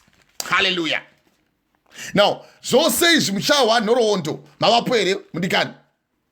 Mabasa aPostoli chapter 13 chimuzikai mai mavapo here? Amen apostle. Munodavira kuti tifambire ndimai. Hallelujah. Amen. Mabasa aPostoli chapter 13 pavhesi ya 6 verengai musoro shoko unoti pavhesi ya 6. Mabasa aPostoli 13 pavhesi ya 6. Musoro shoko ripo Barnabasi naSauro vanotumwa kuvahedheni. Mabasa aPostoli chapter 13 pavhesi ya 6. Amen apostle. Pavhesi ya 6 haidero vanodziviswa navaIrimasi paPofiasi. Ndio musoro shoko uyu haizviyo? Amen apostle. Chiverengai musoro shoko uyu hausiri haidero kana. Musoro shoko ripo vanodziviswa naErimasi paPofiasi. Very good. Chiverengai mumwe pavhesi 6. Vakati vagura chivi chose kusvikira paPafosi vakawana imwe n'anga waiva muprofita wenhema muJudha zita rake rainzi Bhari Jesu. Wazviona manje iye itrade name yakanga ototora zvakewo. Trade name yekuti vanhu vanogona kutora masimba kunge ndeyaMwari iwo asiri yaMwari. Now the trade name can always be used by most people. Now trade name chinhu chaunofanira kuwisisa kuti kana ukange waresha Mwari vanouya vachifamba votaura newe taboboshani I preach in the evening when I'm doing a service in the evening. Come in the evening, my brother. Come in the evening. Now, I'm preaching pertaining to a spirit of divination. So I want you to tune in this evening where I'll be preaching 21 hours GM time, Greenwich Meridian time, or Central African time, 10 o'clock your time. Now, vakati va anti pavhesi ya 6. Pavhesi 6. Vakati vagura chivi chose kusvikira paPafosi. Noah. Vakawana imwe n'anga. Waya muprofita wenhema. Very good. MuJudha. Zita rake rainzi Bari Jesu. Very good. Tanga ipa pavhesi ya 1. Naizvozvo vakati vatumwa nomweya mutsvene nokuti ndo panotangira simba apo. Nokuti anotaura kwatiri mweya mutsvene. Hallelujah. Now, mavhi mwanangu ndokutenda, but ukati papa vazhinji havazozivi. Nokuti ukati papa vanofunga kuti wakutifananidza neng'anga dzimwe idzo. Ng'anga dzimwe dzinozonzi vana papa, ini handisi papa. Nokuti vana papa, Matthew chapter 23 verse 9, call no anyone yourself your papa. Now, the fatherhood inenge yakanaka zvayo nokuda kuti fatherhood tiri vabereki venyu nokuti tinofudza mweya yenyu. Asi vazhinji ukati papa vanenge vonoti ndo imwe ng'anga iya. Hallelujah, hallelujah. Izvo tozviita kuti tikudzidzisei uye muvandudzwe mweya mutsvene ugare mamuri. Murambe muchivandudzwa. Mwari waMwari wamene uve mamuri. So, iverengai pavhesi ya 4. Naizvozvo vakati kuvatumwa hande. Pavhesi 4. Vakati vatumwa hande. Naizvozvo vakati vatumwa nomweya mutsvene. Vakaburukira Serukia. Vakabvapo vakaenda Kupo nechikepe. Pavhesi 5. Vachisvika paSarami. Famba. Vakaparidza shoko raMwari musinagoge avaJudha. Famba. Vakanga vana Johani. Vaiva mubatsiri wavo. Hande. Pavhesi 6. Vakati naizvozvo vakati vatumwa nomweya mutsvene vakaburukira paSerukia. Vakabvapo vakaenda paSapuresi nechikepe. Vachisvika paSamari vakaparidza shoko raMwari semaparidziro atiri kuita kudai mumasinagoge avaJudha. Vakanga vana Johani aiva mubatsiri wavo. Now uyu ndo Johani panguva iyo vanga vasati vapandukirana Barnabas naPauro. Now Johani uyu ndo mwana wasisi vake. Ndopa vakanga kushira dzagwapa Pauro asi asiri nyaya handei. Now na Johani iva aiva mubatsiri wavo. Vakati vagura chivi chose kusvikira paPaforos kuda kuti vakanga vaparidza shoko raMwari. Fambai mai. Pavhesi 6. Vakati vagura chivi chose kusvika paPafosi. Famba. Vakawana imwe n'anga. Waiva muprofita wenhema. N'anga waiva muprofita wenhema. Sa Hananaya wandakakukotera iva kuna Jeremiah chapter 28 muprofita wenhema Hananaya. Akatotaura kuti vana Israeri vachadzoka vagoya vakugara muimba yeIsraeri. Vagova vanhu vanovana vanopafadzwa naMwari nyasha dzigova pavari. Now vachauya Joakimu iye wakabuda ari mambo achienda kunyika yeBhabhironi kwaSadhamu kuIraki. Achauya agotonga iye ari muvuki. Akataura pamberi pevakuru veIsraeri. Jeremiah akamira akatora joko rakanga riri muna Jeremiah akaridambura nokuti Jeremiah angati ropafadzwa nemashoko ako nekuti vaprofita vese vesure vakataura zvavakataura zvikaitika. Avo vaprofita vakaropafadzwa naMwari. Asi vaprofita vapi nevapi avo vakauya vakataura zvisina kuzozadziswa naMwari, avo vaprofita avo zviro kwazvo vakatukwa naMwari. Now asi iwe wakataura izvi kana zvikazadziswa denga ngaritendiwe nekuti ndanda profita ini nekuti mukaenda kuna Jeremiah chapter 26 pavhesi musoro shoko Jeremiah ndakurwa nokuprofita kwake vachida kumuuraya nekuti vakanga ati vana veIsraeri vachatorwa vachibva kunyika ino yeIsraeri vachida kunyika yeBhabhironi dzigova nhapwa. Hallelujah, hallelujah. Amen. Now dzava nhapwa vachararama munyika imomo 70 years. Iye akashandura mashoko iwa vakati handizvo. Now ari muprofita wenhema ovuka yamakawaya yachiverengwa kuna Ezekiel chapter 13 namamazuro pamusoro pevaprofita venhema vanovuka vachirevera vanhu nhema. Ezekiel chapter 13. Now izvi zvose izvi zvichitaugwa handa kuti ivhura ikoko mai ndoiziva ndima iyoyo. Now zvose zvichitaugwa izvi zviri kutaugwa pamusoro pemurume manje n'anga vaparidza watava kuda kubata manje pamusoro pemuvuki n'anga aitorova hakata aine svikiro muvuki. Now inyaya yekuvukai yatakota kuna Isaiah chapter 8 pavhesi ya 19 kana vakati kwamuri indai munobvunzira kumasvikiro. Now nevavuki vanorya nekuita zeve uyuwo yanga iri n'anga muvuki achitoti iye ndini Bar Jesus atora trade name raJesu nekuti Jesu wanga afa parangarirai saka iye ototi vanhu chitendai kuti ndini Jesu uya wamuka asi ndava umwe munhu asisiri Mwari. Haleluya. Ndozoitika pavanhu vanovuka anotoshandira so kunge ndini sezvandoparidza kudai mugotoona agotoimiteta kwazvo nekutotanga kutotaura nekatauriro kandinoita kakako nekuparidza. Now zvisiri zvaMwari zvinenge zvautiwo unoda kuzvikopa kana usina kutumira mweya werevelation. Now yatinoti isusu ndokuzarurirwa naMwari. Kana ukasazarurirwa naMwari ukada kutora uchitevedzera mhezisiro yako uchapesera wondopamba uko semamwe matsotsi okuti anongoti kana arota ofunga kuti kurota kana atomborota akaona zvikaitika zvozadziswa apa Mwari vari kungoti unofanira kuti ushande uri muchechi uchitaridzawo simba rangu mauri uye ucharamba uchirota nokuti bhuku yangu inotsanangura kuna Mabasa aVapostori chapter 2 pavhesi ya17 yakafanana ndima iyo naJoel chapter 2 pavhesi ya28 kuti nemazuva ekupedzisira ndo zvinotaura Jehovha ndichadira mweya wangu mutsvene panyama dzose vana vaduku majaya nemhandara vachaprofita. Now vakuru vacharota hope nevatana vachaona zviratidzo. Zvose zvichiitwa izvi zvinoitwa kuti iwe neni tizive kuti hakuna munhu angagona kusikwa pano pasi penyika akasapuwa simba rokubata ushe hwaMwari asi anozoshanduka kana vari ivavo kuna vaHebrew chapter 6 kubva pavhesi ya4 watombovhenekerwa waravire shoko rakanaka na wagamuchira mweya mutsvene waravira masimba enyika inozouya. Kana wazotendeuka wazotsauka unonetsa kutendeutsa iwe kana watomboparidzirwa shoko raMwari woinda kumahure uko iwe wanga uchimbodamwa uchinzi bhishopu uchinzi mutariri wenzanga mutungamiriri wenzanga. Now wozoenda kunyika uko woinda manje wondotanga kukuzha. Now waakutanga manje kuchitora zviya zvinopfekwa nen'anga. Now waakuchita iwe kuti simba riya ringa riri pauri rive pauri. Tinava vamwe mubereki wedu akaita izvozvo ari kumusha uko nawo indoti haana kumbogara ambonamata ine nekuti wakangokura achisvita fodhla. Saka kana uchisvita fodhla yemumino iwo kukanzi usasvibisa miri nekuti miri itemberi yaMwari. Temberi yaMwari itsvene ndimi iyo 1 Corinthians chapter 3 kubva pavhesi ya16 kubva pavhesi ya17 kana munhu upi noupi akasvibisa temberi yaMwari naMwari vachamusvibisawo. Iwo zvinovo uchaima manje isvo dzangu handichafemi zvakanaka iwo uchiisa fodhla. Isu tichiziva kuti fodhla inoitisa kenza wotanga kuchema kuti handifemi zvakanaka asi fodhla unoida woda kufa ndopoisiya paunorarama ndoidzokera uri muvuki. Ende kana uchivuka ingoziva kuti zhira yakangokodzera yako yokuti ufambe nayo kuinda kundozorora mazororo ako iwewe kundopiswa kudenga kunomirira kunogochewa ende muchagochewa.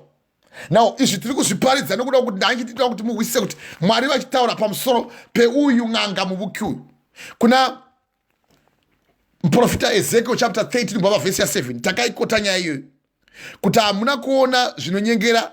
Ndikandiiverenge kubva pavhesi ya6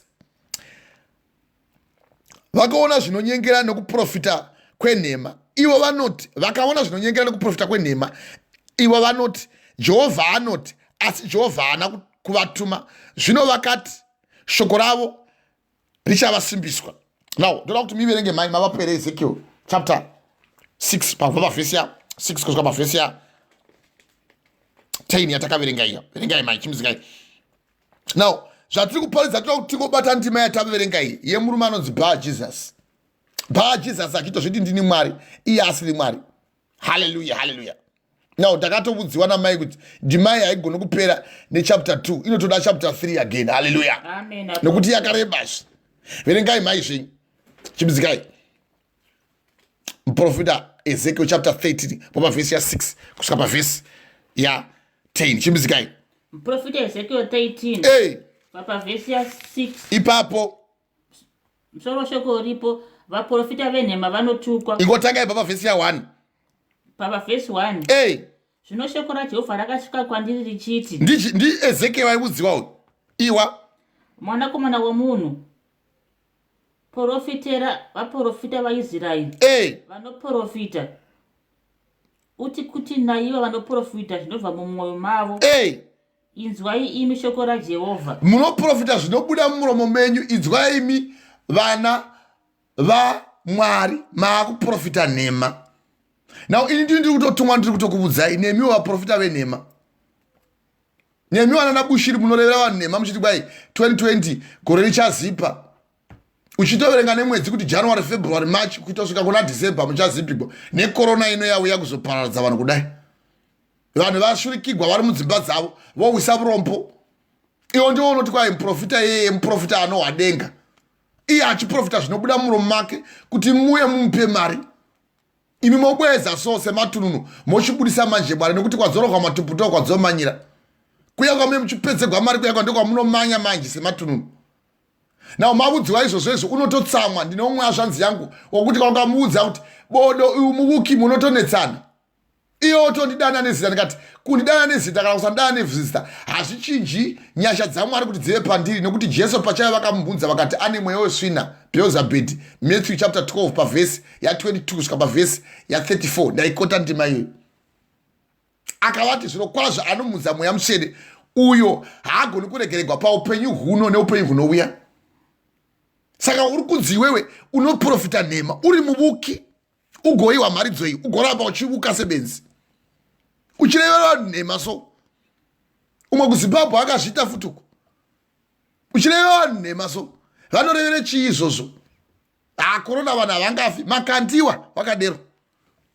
Kana uri muprofita wechokwadi wai uchizoreva nhema uri Hananaya iwe nekuti Hananaya wakaprofita nhema kuti vana veIsraeri vachadzoswa kubva kunyika ichipikirwa havana kuzombodzoka. Kana wataura nyaya yamakandiwa vatotiza kuti vanodire muprofita iye wangu vachidero. Ezekiel chapter 14 pavhesi ya10 vachava nemhosva zvakaipa zvemuprofita zvichaenzana neanobvunzira kwaari. Indai mobvunzira muchitevera. Iye anovuka uko achireva nhema achiprofita nhema yauchahwa ichaverengwa naMicah zvino. Makava muchahwa kuchinzi igava munhu iyeye. Gava chairo chairo. Munotora musoro wemavanga wakumusoro wegava uko unofembera kuti kune nyama yafa. Watoparidza izvozvo zvati vabata munhu wangu ndewako uyu asi waMwari. Kana ari waMwari ngaataure chokwadi chokuendesa vanhu kudenga. Uye mari dzotoda kuti nyika yose izvizive. Wakabuda achitaura izvozvo weUEFI kuti korona hakuna munhu anofa ichatanga. Inovangani vakafa. Ichiri kukuya vanhu muno mose munomo. Varelaxa zvichiona manje ivo varelaxiwa imo muno malockdowns muno muBritain. Vazhinji manje vakumanya mumabhawa. Iyo ototaura uye mutungamiri wenyika kuti indai kumabhawa munomwa uye vose vanobva kuna naItaly ngavabuye. Iyo Italy yatovhara vamwe vanhu kuti hakuna anobuda nokuti vatanga imwe stage a second wave. Munovhunzira kunani imiwo kuti muwe Mwari kutaura kwavo. Motovhunzira kumabhawa kuchirega uone makwigwa avanoikwa. Iye akuudzai kuti kutsamwa kwaMwari kwapfuura ndiyai kuna Isaiah chapter 26 pavhesi ya19 kusvika pavhesi ya20. Pindai mukati medzimba dzenyu. Pindai mukova wenyu muvhare gondi reimba yemukati kusvika kutsamwa kwangu kwapfuura till my indignation comes. Nekuti Mwari vauya kuzoparadza vanove vanhu vanoita zvivi. Ropa ravo richazara nenyika ikashayiwa pokuvaisa. Muchiona vanhu pavaicheregwa vachitiwa mamass graves. Imi ndo pamunoprofita vanhu muchiprofita nhema muchivuka. Na wese anotaura zvisingataugwi naMwari. Hananaya aprofita nhema. Bhuku yangu inotsanangura ichitiyo Jeremiah wakati waenda kumba. Jeremiah chapter 28 kubva pavhesi ya1 kusvika pavhesi ya28. Verse 27 wakati verse 17 wakati aenda kumba Mwari vakataura naye vakati uyu wareva nhema handina kutaura izvozvo. Iye watotora joko nekuti Jeremiah waifamba nejoko muhuro raakanga akaisa pamusoro pejoko pahuro yake kuti achitakura kutambudzwa kwevana veIsraeri kwavaizofanira kuti vanozondoitwa 70 years vari munyika yeBhabhironi. Vakaenda nguva yakabuda Joakim akabara mwana wake Shalteu akabara mwana wake Zerubhabhel. 70 years ndopa vakadzoka. Vana vaEzra ndopa vakadzoka vava vapristi. Now akaprofita nhema kuti vakadzoka. Iye Jeremiah wanga aprofita kuna Jeremiah chapter 26 pavhesi ya1 musoro shoko Jeremiah ada kuurawa nekuprofita kwake kuti wazvirevere chii. No, akafa murume iye anonzi Hananaya wareva nhema gore iroro nokuti Mwari vakati ndaunomuudza kuti uchafa gore iroro mwedzi wechina gore rekutapa kwavana veIsraeri. ndopa akataura. Now mwedzi wechinomwe, the 7th month, akafa nezuva regumi. That same year, wareva nema. Kati wareva nema yewe zviro kwazvo uchafa. Ndiyo uri kuwa kuti ndichavatonga vana vevanhu ivavo. Ndiyada kuti uverengerwe manje. Iri kuverengwa namai kuna Ezekiel chapter 13. Unovenga unoti kwa ishoko iri nderavo ngavangoparidza Mwari. Isu tichiparidza vhangeri. Unoda kuti paridze vhangeri rakaenda seiko. Vhangeri unoda kuti paridze nderipi. Raunoda kuhwa iwewe. Rako iwe ndoda kuhwa. Kwetera kuisa kudenga. Yaunoda kuti vanhu vaMwari varege kutendemuka. Vanhu vaMwari vatevere shina. Nokuti kuti iwe ndio zvaunotevera iwe. Unopenga iwe. Unopenga chaiko chaiko. Iwe ndio unofanira kutendemuka iwe. Une mweya wekuuka. Zvakaipa zvomuprofita zvichaenzana nezvakaipa zvaanonofundzira kwaari. Ezekiel chapter 14 pavhesi ya 10. Ino zvamai muchinovapa zvose muchivati kwai vanotonamata vanoprofita. Hatisi kuparidza munhu panapa. Jeremia vakazotaura ichi pamusoro paHananaya. Iyi motokari tisataura pamusoro paBushire kana pamusoro pamakandiwa akareva nhema. Why vakazvitaura izvozvo? Uye why varume ava vakanga vachiverengwa kuna Mabasa vaApostle chapter 13 vaitaura kuti naizvozvo vakati vatumwa nomweya mutsvene vakaburukira paSiriaka, vakabvapo vakaenda paSaprasi nechikepe, vachisvika paSarini vakaparidza shoko rakanaka raMwari mumasinagoge avo ivo vanhu paSaprasi. Now vakanga vaina Johani aiva mubatsiri wavo, vakati vagura chivi chose kuna kuti vaparidza, vakati ibvai muzvivi, vakati vagura chivi chose ndikuparidza ndikukota kubva kuna Mabasa vaApostle chapter 13, vakati vagura chivi chose sechatiri kugura iko zvino musi wanhasi kudai. Iwo unovapa wakati mpapapa ndotovaudza indaonomuudza nokuti muvuki. Iwo unofanira kutobuda imomo nokuti wapinda munduru inovava. Uchaiva tichaiverenga nyaya yekupinda munduru inovava chapter 3 yevavuki. Unototsamwa so tataura kuti bvai musvina umo. Muda kutireka kuvataurira mazita avo ivo mubhaibheri vainyogwa. Uyu Jesus wakanyorerwa ichi achinzi musatevera. Toreka kutaura iye ari kurasai achivuka. Vanorevere chii izvozvo? Ngavagoparidza vhangeri. Vhangeri vanoda kuti paridze nderipi remakavawa. Vanomukira Mwari simba. Ezekiel chapter 3 pavhesi ya 9 kusava vhesi ya 7. Imba inondimukira simba. Now kumukira Mwari simba kwafana nemweya wekuuka. 1 Samuel chapter 15 pavhesi ya 22. Kumukira Mwari simba kwafana nekuvuka. Nekunamata zvifananidzo kwafanana nekumukira Mwari simba kwafana nekuvuka. Uye kuva munhu unooma moyo, kuita moyo mukukutu kwafana nekunamata zvifananidzo. Kana watomukira Mwari simba rebellious house zvadzina Mwari azvino zvandataura iwe kuti wataura izvozvo. 1 Samuel chapter 15 pavhesi ya 22. Mwari vakaramba murume anonzi Sauro wandiri kuparidzira uko. Otonobvunzira nganga vakati warambwa iwe. Akasvika akati ndikwidzirei munhu akandirambisa ine kuti ndisanzida Mwari, ndisamira pamberi paMwari. Akauya futi akamuudza afa. Zvimwe chete zvauri kudzwa kuti ivo vakati vagura chivi chose kusvikira paPafosi vakawana imwe n'anga aiva muprofita wenhema muJudha zita rake rainzi Bha-Jesus. Uchawa zvaakaita. Iyo ndikukotera kuti tizai kunena Bha-Jesus uko. Vane matrade name kokunge fanike vanosevenzesa simba raMwari ivo vachivuka. Vanovuka so. Imi ndo mamotevera manje mobweza. Nokuti vakadai vakati ndinouraya, ndakampona imwe clip achiti ndinouraya. Unouraya niwe. Who do you kill? Muna kukota zvakataurwa kuna naElijah uko. Nana Elisha uko. Zvazviri zvemutemo waifana kupuwa kumunhu wakanga aita zvakaipa Ahabhu wakanetsa 1 wakatora munda waNabhoti. 2 wakanambara Jezebel. 3 akatora mukadzi Jezebel akanambara zvifananidzo parari. 4 Mwari akati enough is enough. 1 Kings chapter 22 pavhesi ya 18 Micah yakazvitaridziwa akandaona hondo dzokudenga dzimire dziri kurudyi rwaMwari Baba, kurudyi nekuruboshwe. Now ndikaona Jehovha vagere pachigaro chavo chemutsa vakataura vakati ndiani anonyengera Ahabhu kuti aende kunofira kuRamoti Gileadi nokuti wanga anetsa waramba achitevera mweya wekuuka. Saka Mwari vakati uchafa iwe. Vachichibhejera kuvanhu vanovuka kwete kuti unobhejera mumwe munhu kuti uchafa. Who are you? Iwo uchiwa kuna mariro aJeremiah chapter 3 kubva pavhesi ya 36 to 37 kuti ndiani angataura zvikasaitika, ko zvakanaka nezvakaipa hazvivi pamuromo wokumusorosoro here. Now ko munhu anonyunyutireiko kana Mwari vachimurova pamusoro pezvivi zvake? Ndopamunoona vamwe vaya vangosungwa wese wamajere manje, vabakwa manje vachihura, vabakwa nenyaya yekuti mavuki. Iyi motikari vanorevere chii izvozvo? Ko wai Isaiah waireva izvi? Why Ezekiel waireva izvi? Why Jeremiah waireva izvi? Iwo toda kuurawa nenyaya yekuprofita kwake. Haisi kuprofita kwedu kwamuna kuti kwakaipa. Izvo ndo paunoenda manje waudzwa izvozvo izvo. Nyaya yekuprofita venyu ivava. Ndo paunoenda manje wakutonotsvaga nenzara yegondo. Ndo paunoenda nemakushe egunguvo chaiyo. Alright, ndo paunoenda chaipo wotora nezino rembira. Izvo zvouchiita negwande rekamba uchizviunganidza zvose ndo zvokuchengetedza izvozvo. Wouka iwe uchiwa Mwari vachiti zvakaipa zvomuprofita zvichaedza nezvakaipa zvaanonovhunzira kwaari wenhema. Saka pauri kuwa kuna Ezekiel chapter 13 kubva pavhesi ya1 yanga ichiverengwa namai.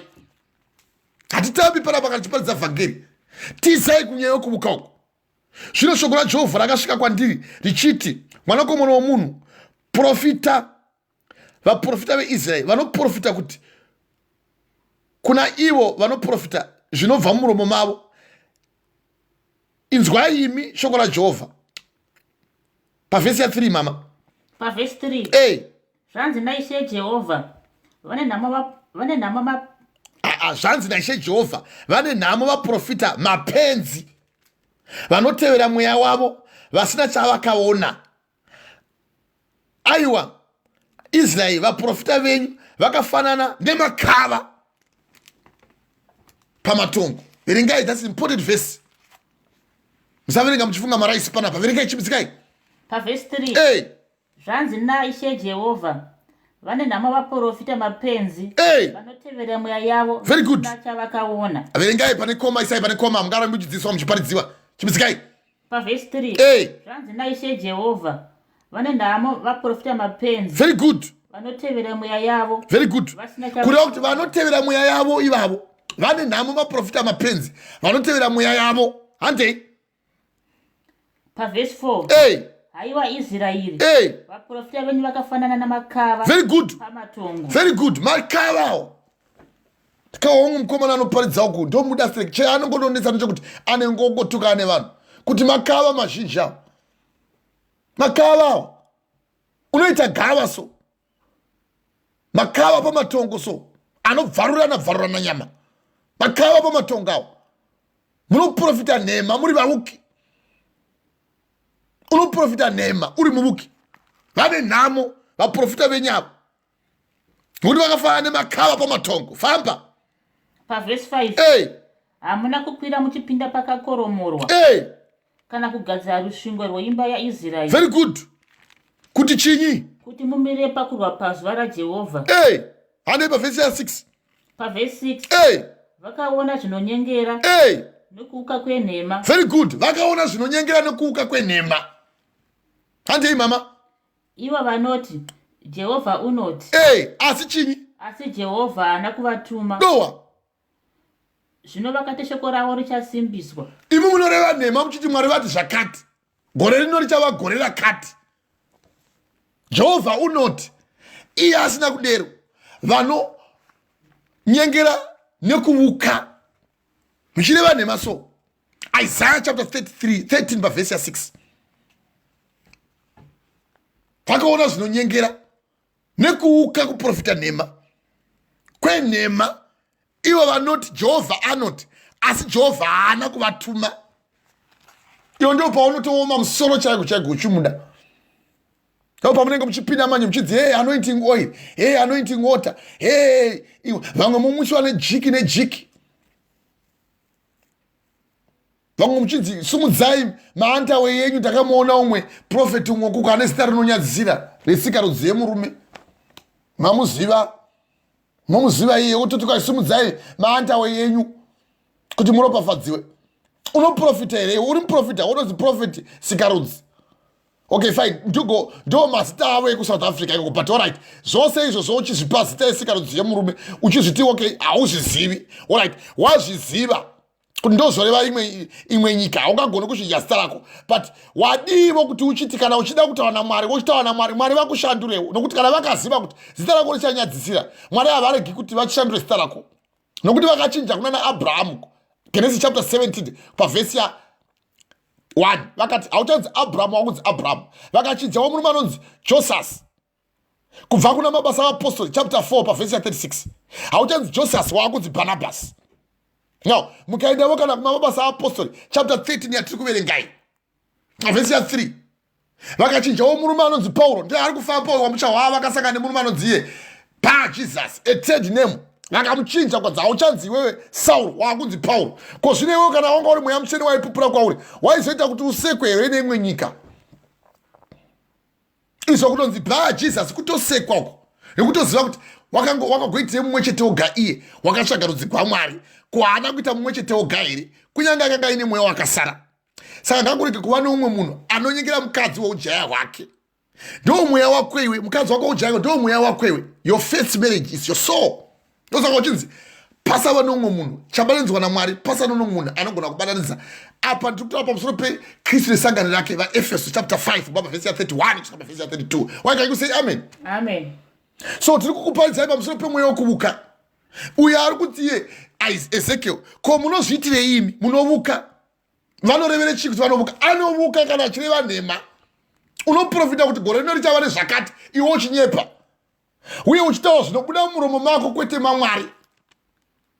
Ezekiel chapter 13 pavhesi ya 6 vakaona zvinonyengera. Dzokorora vhesi iyo mai pavhesi 6. Hey.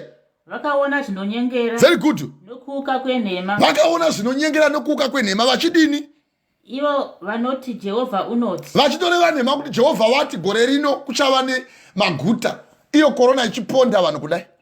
Muri mukati memakwarantini iyo munoda achiti vavhura mabhawa chirega uone second stage ichauya vacharohwa semarohweko akangoitwa vana veIsraeri nekuoma mwoyo nekuda kuvuka kwavo, nokuti vakarohwa zviuta zvikaperera pameno. Vatoti ivo kuna Aroni, inda unotivakira chimwe chimisikidzo tinamate Mwari. Vovuka 40 days wagarisa, vanga vari vane 10 days akwira, vakati chivaka nekuvuka. Mwari akauya akati vose makabuda muIsraeri hakuna kana one anopinda kuzvika vazvarigwa muno vari pasi pemakore 20 years and below, save to Caleb naJoshua ndevakapinda.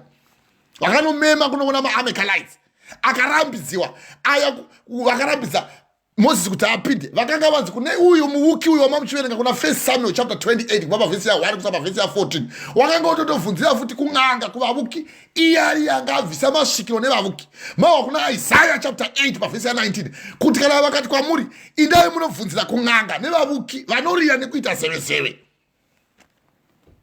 Hauya umbowa pakambonzwa Jeremiah wakarira nepapi papo, Isaiah wakarira. Ini munonotevera vanorira uko.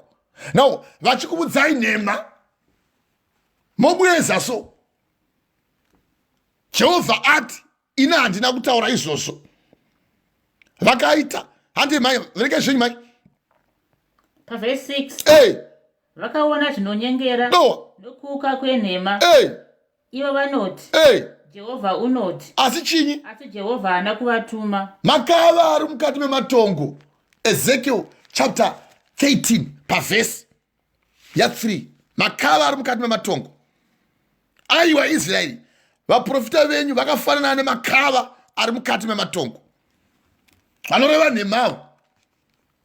Unongori gava zvako iwe. Makava chaiwo chaiwo asingazivi kana Mwari. Handei mai chipitsikai pavhesi ya 7. Pavhesi 6. Hamuna kuona zvinonyengera here? Hamuna kutaura nokuuka kwenhema here? Wazviona manje? Ndo nhema dzenyu dzamai. Hamuna kuona zvinonyengera here? Hamuna kutaura nekuvuka kwenyu here? Handei mai. Jehovha anoti. Handei mai. Pavhesi 7. Pamama verenga hamuna kuona zvinonyengera here? Hamuna kutaura kwekuvuka kwenhema here? Handei mai. Zvamakati. Hamuna kuona zvinonyengera here? Hamuna kutaura kwokuuka kwenhema here? Zvamakati Jehovha unoti. Kunyange zvakadaro handina kutaura. Motoreva nhema kuvuka ikoko. Bhuku yaMwari chiti thou shalt not lie. Usapupurira wekwako nhema. Saka uchipupurira wekwako nhema, iwo shoko raMwari chitaura kuna Jacob chapter 2 pavhesi ya 10. Very critical. ani nani anodaruka mudamura omwe chete wava nemhosva kune ose. Saka kana achiuya achiprofita nhema achiti Mwari adero iye Mwari asina kudero, iwe oti kwai vataurire chiizvozvo, vanorevere chiizvozvo. Chimbidzika yenyu mai handei naizvozvo zvanzi naJehovha pavhesi 8. Pavhesi 8. Hey.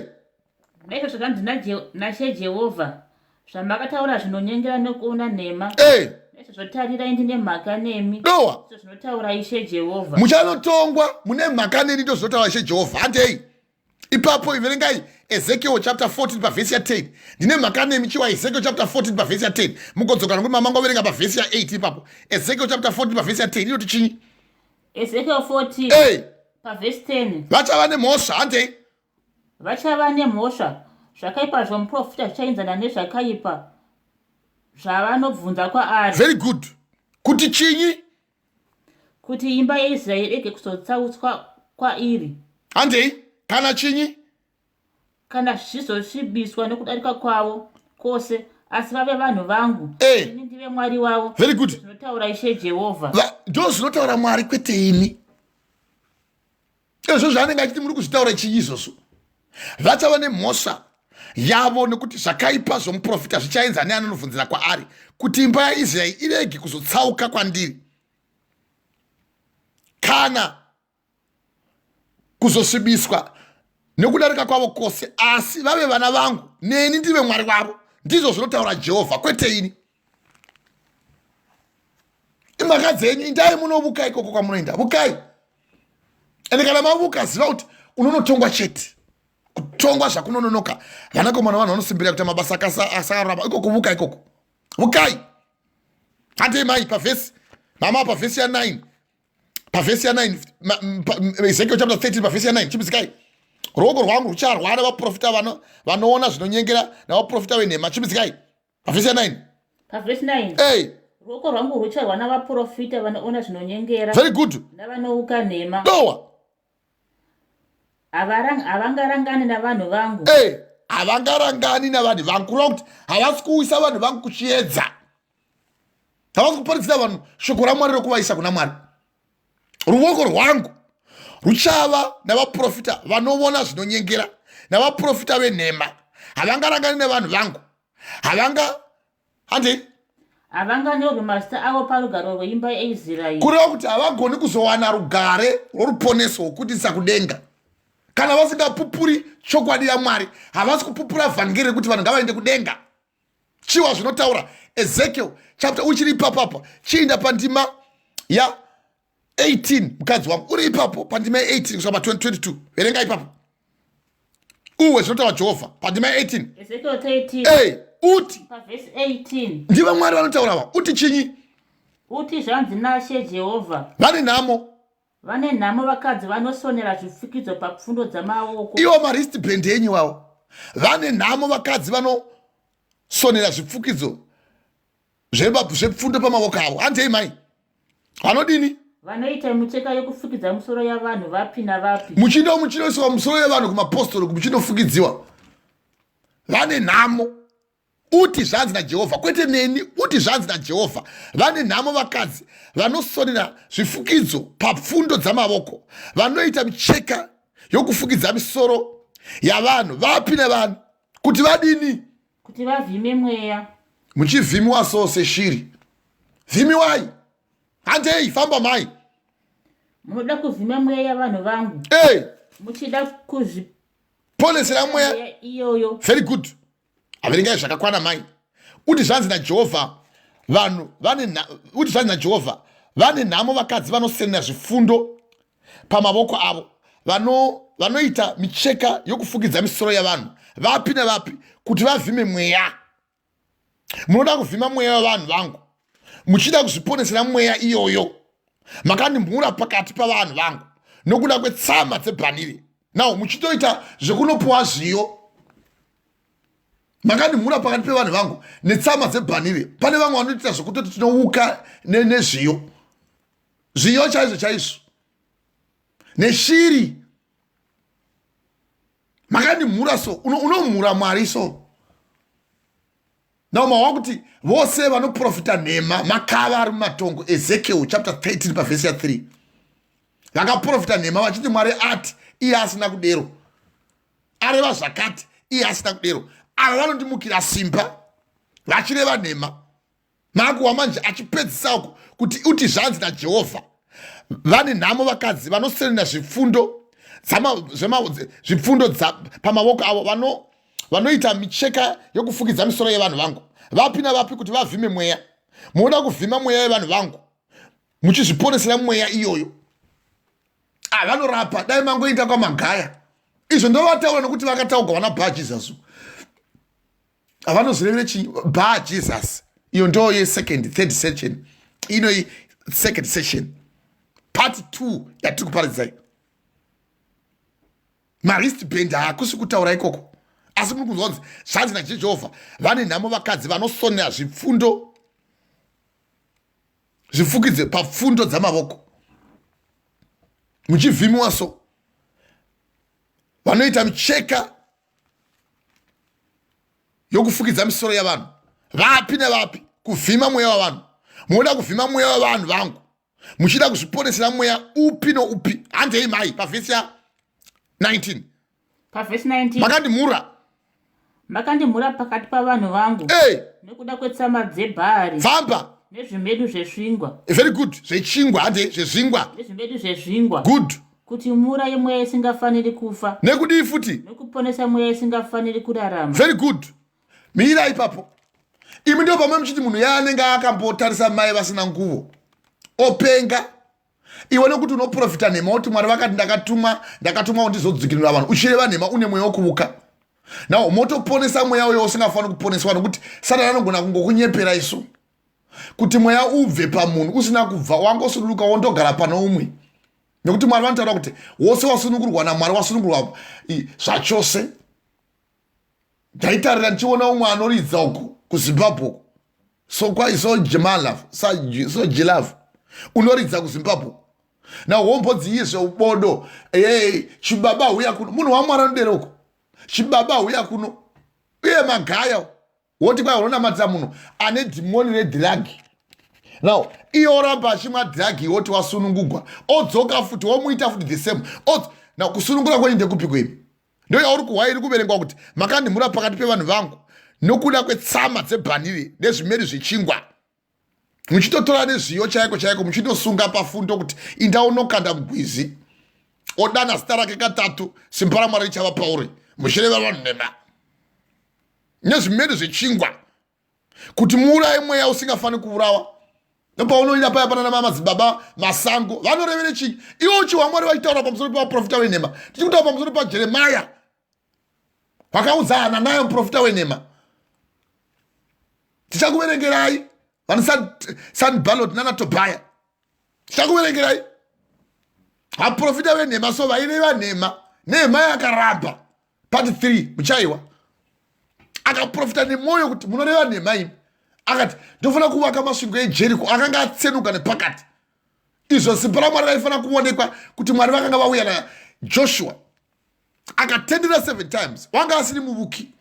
Nehemia wanga asiri muvuki. Elijah wanga asiri muvuki. Elisha wanga asiri muvuki. Moses wanga asiri muvuki. Habakuku wanga asiri muvuki. Nahum wanga asiri muvuki. Hagai wanga asiri muvuki. Zephaniah wanga asiri muvuki. Jeremiah wanga asiri muvuki. Isaiah wanga asiri muvuki. Ezekiel watiri kuverenga wanga asiri muvuki. Amos wanga asiri muvuki. Joel wanga asiri muvuki. Nahum wanga asiri muvuki. Ini handisi muvuki. Why can you say amen? Amen, Apostle. Hallelujah, hallelujah. Iwo unotevera vanovuka vasingatauri zvinoreva shoko raMwari wawa kuna Isaiah chapter 8. Kana vasingarevi zvinoreva shoko iri havana chiedza chamangwanani. Chiedza chamangwanani ndi Jesu. Handei mai. Makandimhura pakati pevanhu vangu netsamwa dzebhanire nezvimedu zvechingwa kuti muuraye mweya wavanhu usingafaniri kuurava. Ndio patataita kuti muchindoenda kuna back to center kuna namasango mazibaba Stephen back to center ndakabigwa zvakati todzokera kwavari iye achivuka. Vaprofita venyu maprofita makava ari mukati mematongo. Ezekiel chapter 13 pavhesi ya 3 makava zvawo. Mwari wati iye haana kudero. Ezekiel chapter 13 pavhesi ya 4 vaprofita vanoprofita nhema nekuuka nhema vachireva nhema vachiti Jehovha wati iyi ndisina kudero vanondimukira simba ndozvavareva Mwari apa. Hamuna kuona here zvinonyengera? Hamuna kutaura kwenhema here zvamakati Jehovha anoti kunyange zvakadaro ina handina kudero? Ezekiel chapter 13 pavhesi ya 7. Chaziva kuti muprofita wako iwe harisiri gava here riri mumatongo.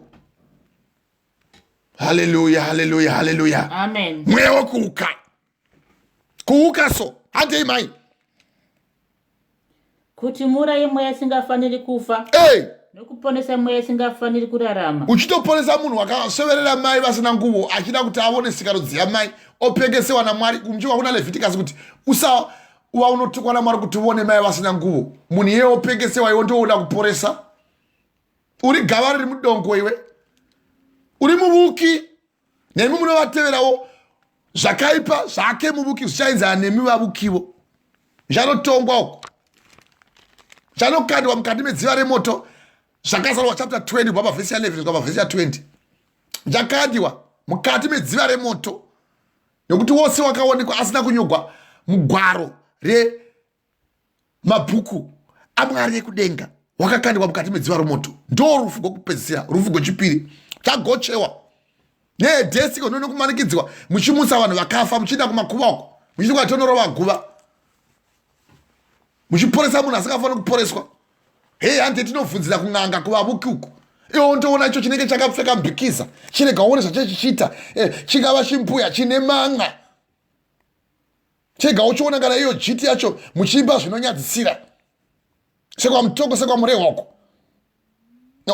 Munhu afa ari mumba umu ari kuimbirwa zvinyadzi izvo nechiuno zvino segoso chichitambisiwa apa baba vakagara pachoto nevamwe varume havasi kuziva kuti mukadzi ari kutambisa chiuno apa. Iyo ndo panoti mumwe mufana anga achirova ngoma iye anenge azipawo iyo mai azipa chiri chihure icho chinokuti mweya wokuuka ukakubata mweya yese inouya pauri. Takaiwa iyo kuna Matthew chapter 12 baba vhesi ya 41 kusvika pavhesi ya 43 kuti mweya wakaipa kana uchinge wabuda mumunhu unoenda kuti uwande kundovanda kumatunhu asina mvura, asi kana washaiwa pokugara unodzoka pawakabuda ipapo. Ndijesu vakaitaura kana wadzoka unoona pasina chiro unodzokera unodana minomwe yakasimba na uyouya yopinda mukati memunhu kuguma kwomunhu uyo kunodarika kutanga kwake.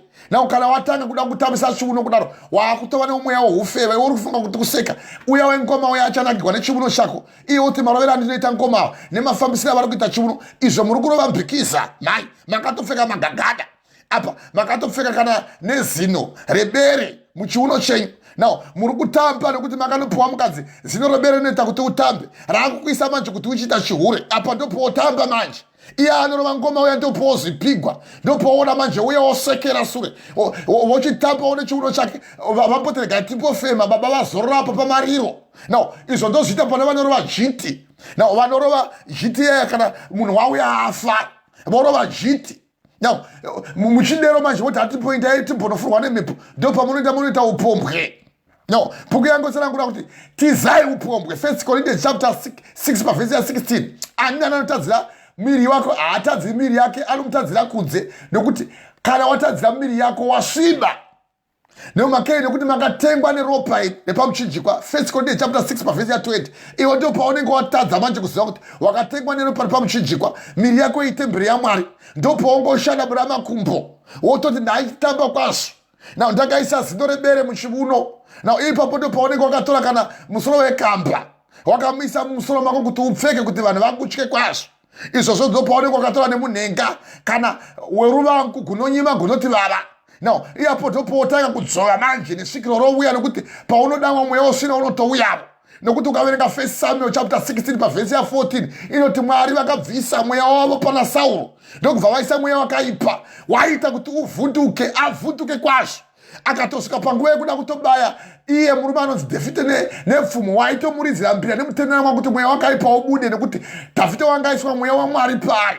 Izvo iwo kana wotapa kudaro mweya usina wauya manje ndo paunoona manje waakuchitanga kuchiita imwe nhukusa yausingazivi nokuti wasangana neumwe waane mbeu imwe yakaipa mosangana iko pwayaka nekuti pajita hapana anogona kuuya nekondomu motovata moita chihure uko murume akarara uko Now wochinda kupa manje wochirega uone manje zvaunenge wakuita manje washanduka. Murume ndopote paya patakangobva paya kundochengeta vaya baba vaya vakafa yanga iri n'anga iye ndunge wemuno wakabva washanduka.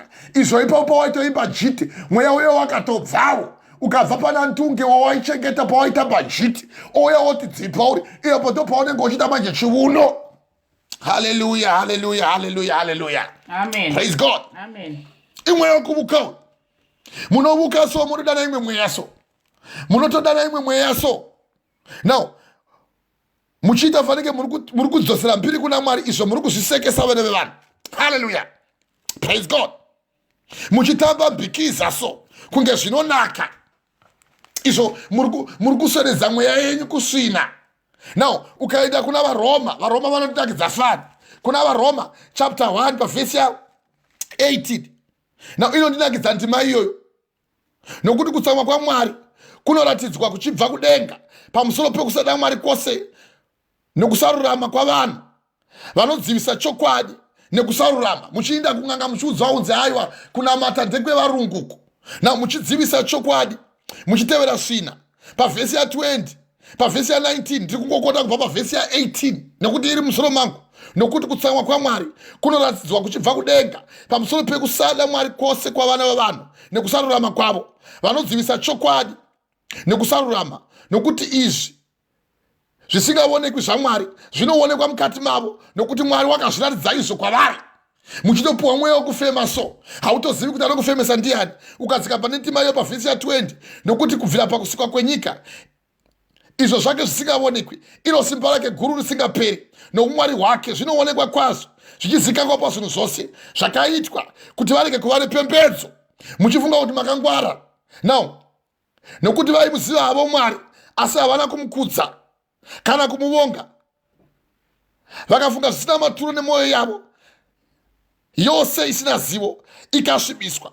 Now munototangura mwoyo wenyu ugototambura kusviba kudaro muchifunga kuti makangwara isina zivo ikasvibiswa vachiti vakachenjera iva ari mapenzi. Ndambokupai kuna mapisarema 53 namapisarema 14 dzakangofanana benzi rakati mwoyo Mwari hakuna vakasvibiswa vachiti vakachenjera iva ari mapenzi vakashandura kubwinya kwaMwari asingafi vakamufananidza nemunhu anofa nemhukazi nemakumbo mana neshiri dzedenga. Ndo pamunoenda makundopira manje makuti ng'ombe toipa zita rokuti ng'ombe yakunzi Gwenhamo. Now ng'ombe takatomboita wemwe ng'ombe kumushango ndi yakanga yachinzi Gwenhamo. Iyo ng'ombe moshandira kubwinya kwaMwari mokufananidza nemunhu anofa monopira pa ng'ombe mopa ng'ombe zita. Mweya wekuuka mweya wesvikiro. Isaiah chapter 8 pavhesi ya 19 oti kana vakati kwamuri endai kumasvikiro vavuki n'anga vanorira nekuita zevezeve. Now vose vanoprofita nemweya yavo kwete mweya waMwari avo maprofita makava ari mumatongo. Ezekiel chapter 13 pavhesi ya 14 vanoti Mwari wati zvakati iye asina kudero vachireva nhema vachishandura kubwinya kwaMwari.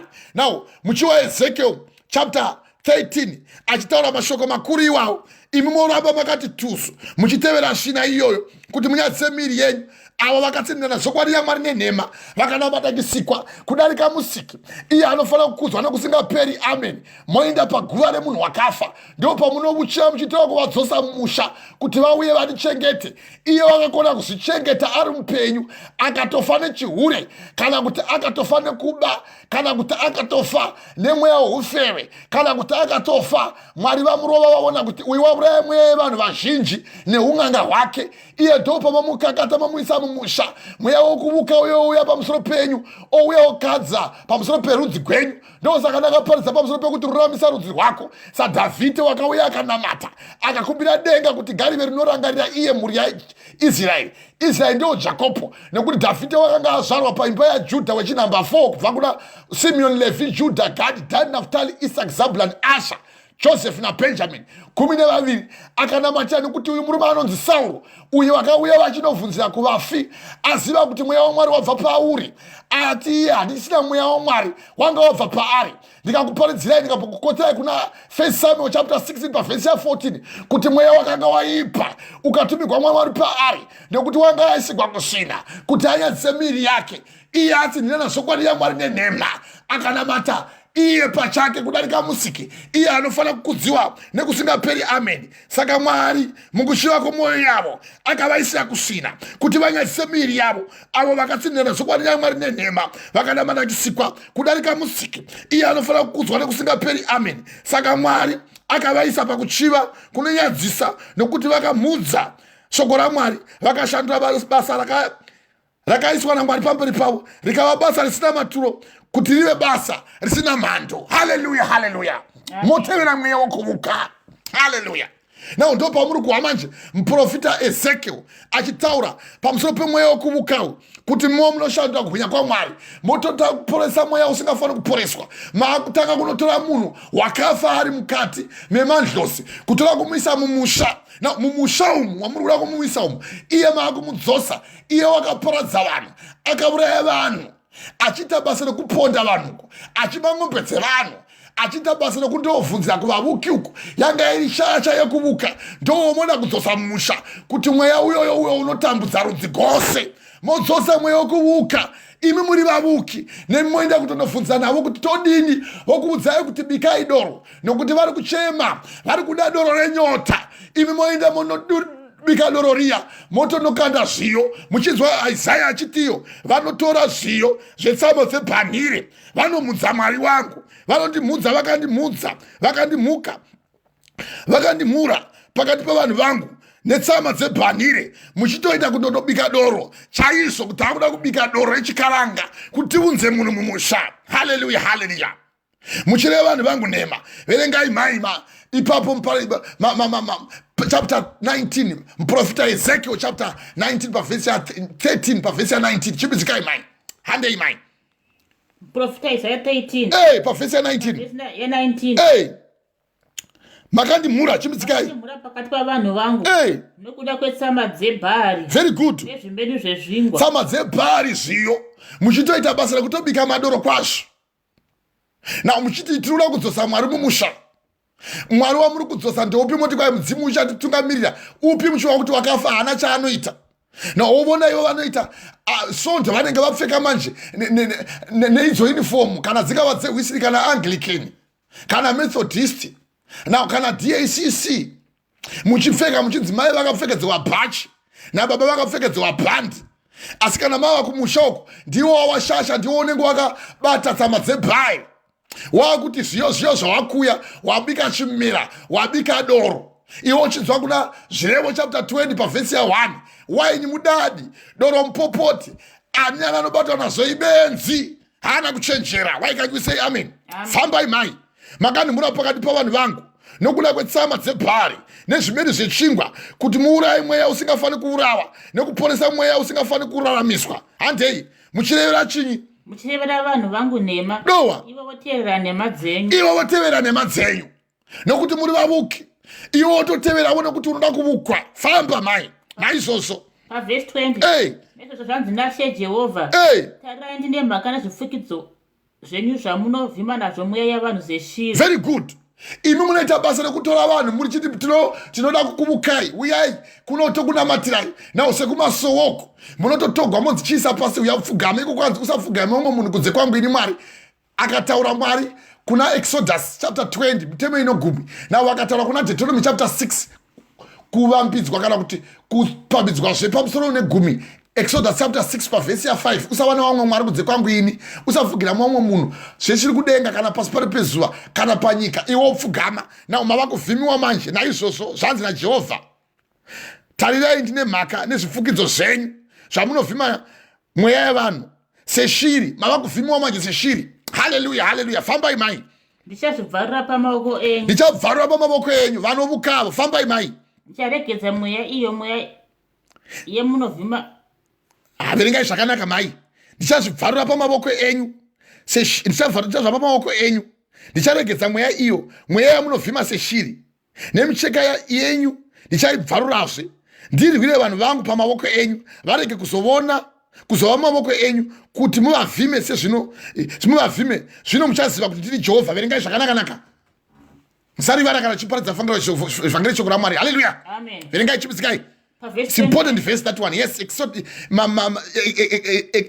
Prophet Ezekiel chapter 13 verse 20. Ndiri mumweya mutsvene. Chipidzikai. Verse 21. tikuverenga pamusoro penyaya yevavuki. Muzofunga kuti muri muvukiwo, muri muvuki here imi. Kwete apostle. Muri mukadzi womuranda waMwari, hamusi muvuki imi. Verengai zvakanaka distinct. Chimusikai. Verse 21. Yes. Nemucheka yenyu ndichaibvarurawo. Hey. Ndirwire vanhu vangu pamaoko enyu. Verengai kubva vhesi 9:20. Naizvozvo zvanzi naJehovha. Izvo zvanzi naJehovha. Hey. Tarai ndine mhaka nezvifukidzo zvenyu. Hey. Zvamunovhima nazvo mweya yavanhu seshiri. Famba mukadzi wangu. Ndichazvivharira pamaoko enyu. Hey. Ndicharegedza mweya, iyo mweya yamunovhima seshiri. Good. Verse 21. Hey. Nemucheka yenyu ndichaibvarurawo. Very good. Ndirwire vanhu vangu pamaoko enyu. Varege kudini? Varege kuzova mumaoko enyu. Kuti chinyi? Muvavhime, zvino muchaziva kuti ndini Jehovha. Vachauya vagobvuta micheka iyoyo yame muchifukidziwa iyoyo kumasowo iyoyo nekumadlozi, kumasvikiro, nekuti kana svikiro richisvika rotoda jira rekuti vafukidzei jira, vauya masvika rodzova. Ndimani?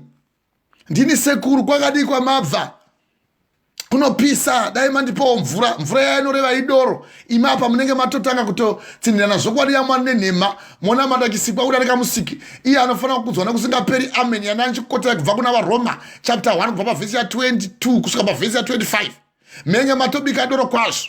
Makamira riya zibaba riya rinofanira kuti riuye riye rizogara. Zitateguru ranga riri zimbavha zin'anga. Kuti mweya uchiuya manje uchigara pamusoro pemunhu, kuti muchiti mweya masvika, mweya mushene, izvo idhimoni. Morivhara konzi baba vanoda, sekuru vanoda machira. Now jira ndire kufuka kuti kana richinge rasvika rofukidziwa manje. Now zvirangarire, just do it. Kwenyu mimi moti mimi caption this is caption this. Say into figuratively understanding. Caption this. Ingozvitarira voso. Kumasowo kumuchifukisiwawo jira kwazvo. Wotonzwa mwoyo achiti mweya mushene wasvika kwazvo. Izvo Mwari vachizvitaura kuti munovhima semunovhima mweya weshiri. Ko ivo vakadii kumboonekwawo ivo baba Abrahama vakavhimiwa sevanovhima mweya weshiri. Vakagoregera kuzviitei, uye kana vakazviita zvakaregei kunyogwa zvimwe zvavakaita zvakanyogwa. Iwe kana uchida kuramba uchipikisa. Hallelujah, hallelujah. Naizvozvo zvanzi naJehovha, tarirai ndine mhaka nezvifukidzo zvenyu zvamunovhima nazvo mweya yevanhu semunovhima shiri. Ndichazvibvarura pamaoko enyu. Ndicharegedza mweya iyoyo, mweya yamunovhima seshiri. Nemicheka yenyu ndichaibvarurawo. Ndirwirewo vanhu vangu pamaoko enyu. Varege kuzovawo maoko enyu kuti muvavhime. Zvino muchaziva kuti ndiri Jehovha. Pavhesi ya 22. Nokuti chiwa manje muchiparadza vanhu vanoda Mwari. Munoparadza vamwe vanoda kutendevuka, so vana vachada kutendevuka nenyaya dzenyu imimi vaprofita venhema. Makava ari mukati mematongo. Ezekiel chapter 13 pavhesi ya 3. Muchiprofita nhema kuti Mwari wati zvati, imi muchivuka nhema. Ezekiel chapter 13 pavhesi ya 4 na 6. Iye asina kudero. Nokuti pavhesi ya 22. Pavhesi ya 22. Hey. Nokuti nenhema dzenyu makarwadza. Nekuti nenhema dzenyu. Hande. Pavhesi 22. Hey. Nokuti nenhema dzenyu makarwadza mwoyo wakarurama. Na wakarurama achagoni zvachose kumira pana Mwari. Havachatendi kuti kuna Mwari manje. Ukazokota kuna mabasa apostori, kuna vaRoma chapter 2 pavhesi ya 23. Zita raMwari rinomudzwa pakati pevaHedheni nokuda kwenyu. Vana vachadi kutendeuka manje nemweya iyoyo. VaHedheni havachadi kana Mwari zvachose. VaRoma chapter 2 pavhesi ya 23. Zita raMwari rinomudzwa pakati pavaHedheni nokuda kwenyu. Muchiuya muchiparidzira vanhu chaizvo vhangeri kunge muda kutendeusa vanhu. VaRoma chapter 2 pavhesi ya 3. Iwe munhu unorambidza vanhu kuti vaite zvakadai, iwe uchizviitavo, unofunga kuti uchatiza kutonga kwaMwari here? Why can't you say amen? Amen. Muchinyepera vanhu kuti ini ndakarurama, iwe usina kururama. Uchivuka uko. Iwe uri muprofita wenhema, uri muvuki.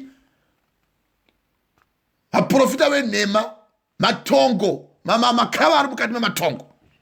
Naizvozvo, nokuti nenhema dzenyu makarwadza mwoyo wakarurama, haachadi kutendeuka zvachose. Wandisina kudini mama? Wandisina kuchemedza. Mwari wavasina kana kumboti munhu ngaacheme. Vototanga kutoti Mwari makaipa, makadai. Imuripo chaizvo munotopupura vhangeri, Mwari varavatora, Mwari vakaipa. Muchiti kwai back to sender, muchitira kudzosera mweya womunhu, mweya usina kuchemedzewa. Makarwadza mweya wakarurama, watisina kuchemedza. Mouraya kana mubereki. Pana kuti mumutendeutse munhu anoita zvakaipa kuti adzoke kuna Mwari.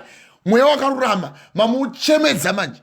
Nherera vana vadzavasana dziri nherera. Wateya nheyo. waisa ugomba, waisa miko, waisa tsono. Munobewa netsono uku. Kana mtendi munobewa netsono. Ndekupuka maka wakuchi Jesu wakabaya munetsono imi. Ndepapa maka wakuchi Elijah wakabaya munetsono.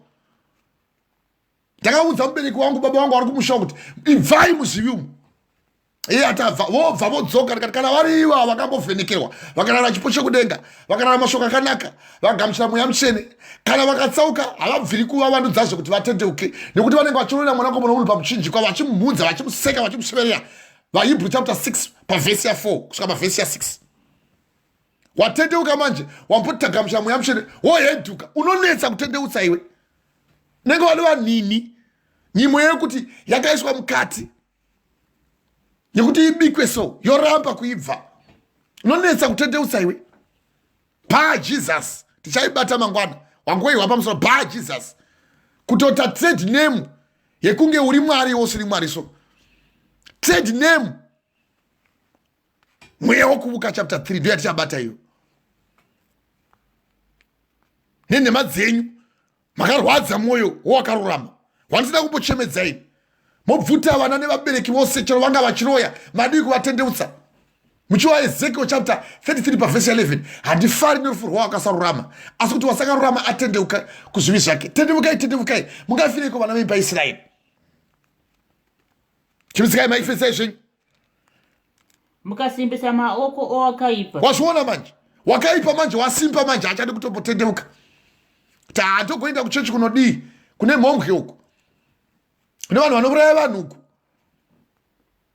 vanoprofita nhema vanoti kwa ziva kuchava nezvinhu zvakanaka chaizvo korona yorova vanhu chaizvo muchiprofita nhema wakaipa wosimba mwoyo otosindimara mwoyo nekuda kwako iwe uchivuka nemi muchivukisiwawo futi motenda kuti ukudze kuti ibva nanchikuza kuti musati papa panomwe munhu pano pasi penyika nekuti baba vamwe chete ndivari kudenga kana Pauro waiti semwana wakafamba nababa vake munoziva kuti Timoti wakapupura vhangeri waireva kuti semwana waitevedzera mabasa ababa hana kumboti Timoti waite baba vake vemweya futi hana kumbodero hangamemutiti papa my spiritual father pakudii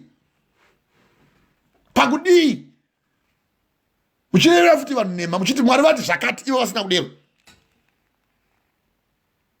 mukasimbisa mavoko owakaipa kuti arege kudii mama kuti arege kudzokera panzira yake yakaipa masiona manje haachatendeuki manje otonetsa kutendeutsa kuti arege kudzokera panzira yake yakaipa handei mama aponeswe kuti aponeswe idzokerere ndima iyo mai nokuti nenhema dzenyu iverengei mai distinctly mama wangu mukadzi wangu verengai very good reader chinongonetsa ndicho kuti kana shoko ranaka rakuzipa idzi munguva munomborivara haleluya amen rero nakashi amen nekukomentawo muchisimbikwa zvina kushata mukadzi wangu asina kuti vanhu vahwe vhangeri haleluya kuti vanhu vabude mumweya wekuvuka uye vasavuka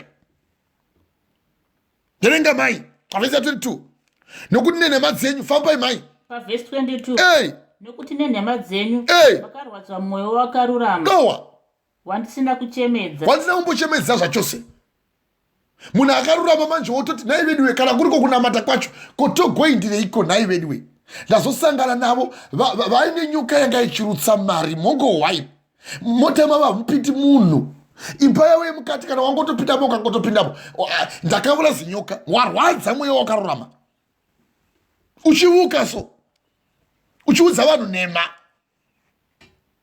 muchinogadzwa ukunzi ndinoenda kunana Ghana kunoompekwa monoompekwa uko mopiwa masimba asiriwo famba hande mukadzi wangu mukasimbisa maoko owakaipa famba kuti arege kudzoka panzira yake yakaipa aponeswe haachagoni kuponeswa munhu iye nekuda kwako chiwa manje punishment yaMwari manje pavhesi ya23 handi naizvozvo pavhesi 23 naizvozvo hamuchazooni zvezviratidzo zvinonyengera kana kuuka dzokorai mama naizvozvo hamuchazooni zvezviratidzo zvinonyengera kana kuuka very good zvinoukwa kuti muve munovuka zvinoukwa nokuti munovukwa ndimi mune vavuki naizvozvo ivo vanokuvukaiva Jehovha vati makanyengera mweya wakarurama kuti arege kuponeswa uye kwanisa kuomesa mwoyo uyu wanga achitodawo Mwari,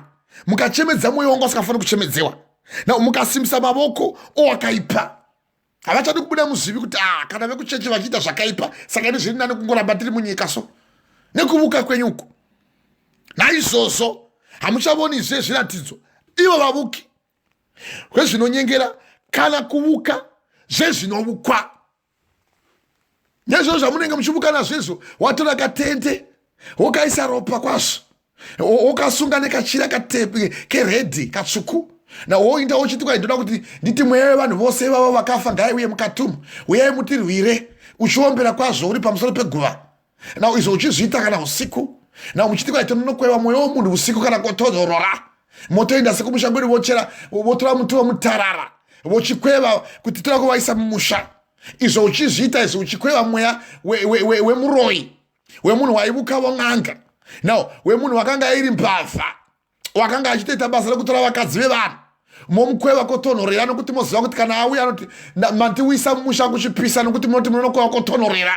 Vanorova makuva vanoziva zvatonoita izvi, nevanoenda kunovuka kumadzivako havaiti kunokurisa nguva vanhu usiku masikati, vanoenda usiku pakati pechakasara usiku, ndopawokurugwa manje wopinda pakati pedhidho, pakati pedziva munope, ndopaunochikurira mhai apa murume hapo, apo ndopaworuma kana zamu neburuvuru. Ndakati zuro ndopaunoona manje mukadzi ye oita nhukusa, aita nhukusa, woona manje kurwadza kunoita kukuzvidanira urwere. Now wasundirwa kusvina kuti unyadzise miri yako, watsinira nazvokwadi yaMwari nenhema, ukanamata chisikwa wonamata munhu. VaRoma chapter 1 pavhesi ya 23, kudarika musiki iye anofanira kukudzwa nekusingaperi, amen, kusvika pavhesi ya 25.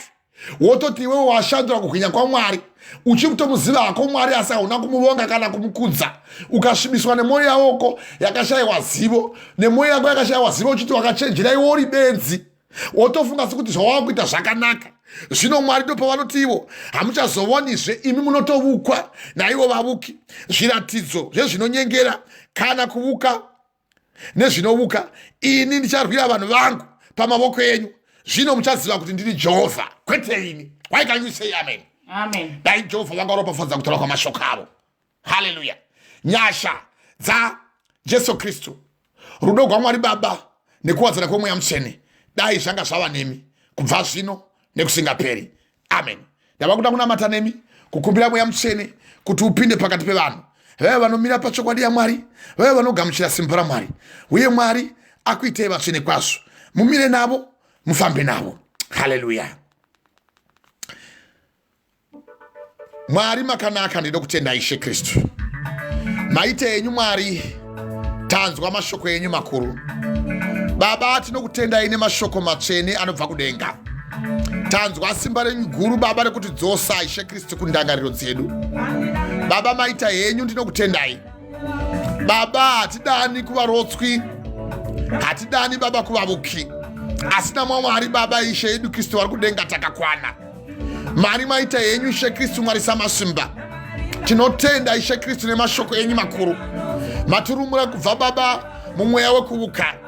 Tanzwa shoko renyu guru Baba rapatsanurwa nemuranda wenyu Apostle Michael Gabriel Prince. Baba, vaine mubatsiri wavo wakafanira mai Prince Esther Prince. Maita henyu Mwari mashoko makuru. Baba, ndinotenda, ndinokumbira Mweya Mutsvene Baba nekutanzwa shoko renyu guru kuti Baba vana venyu vakatsauka vakasagona kuwana dzikindiro kubva kumusoro kudenga. Tikanzwa muchitaura kuna Ezekiel chapter 13 pavhesi ya 1 kuti zvino shoko raJehovha rakasvika kwandiri ini muranda waJehovha Ezekiel muprofita richiti, mwanakomana womunhu, profita pavaprofita veIsraeri vanoprofita, uti kwavari, ivo vanoprofita zvinobuda mukati memwoyo wavo, inzwai imi shoko raJehovha. Zvanzi naIshe Jehovha, vane nhamo vaprofita vanoprofita mapenzi, vanotevera mweya yakaipa. Zvino Jehovha vati ivo vane nhamo vaprofita ivo vamapenzi, vanotevera mweya yavo, vasina chavakaona. Ivo vana veIsraeri vaprofita vaMwari venyu vakafanana nemakava ari pakati pematongo.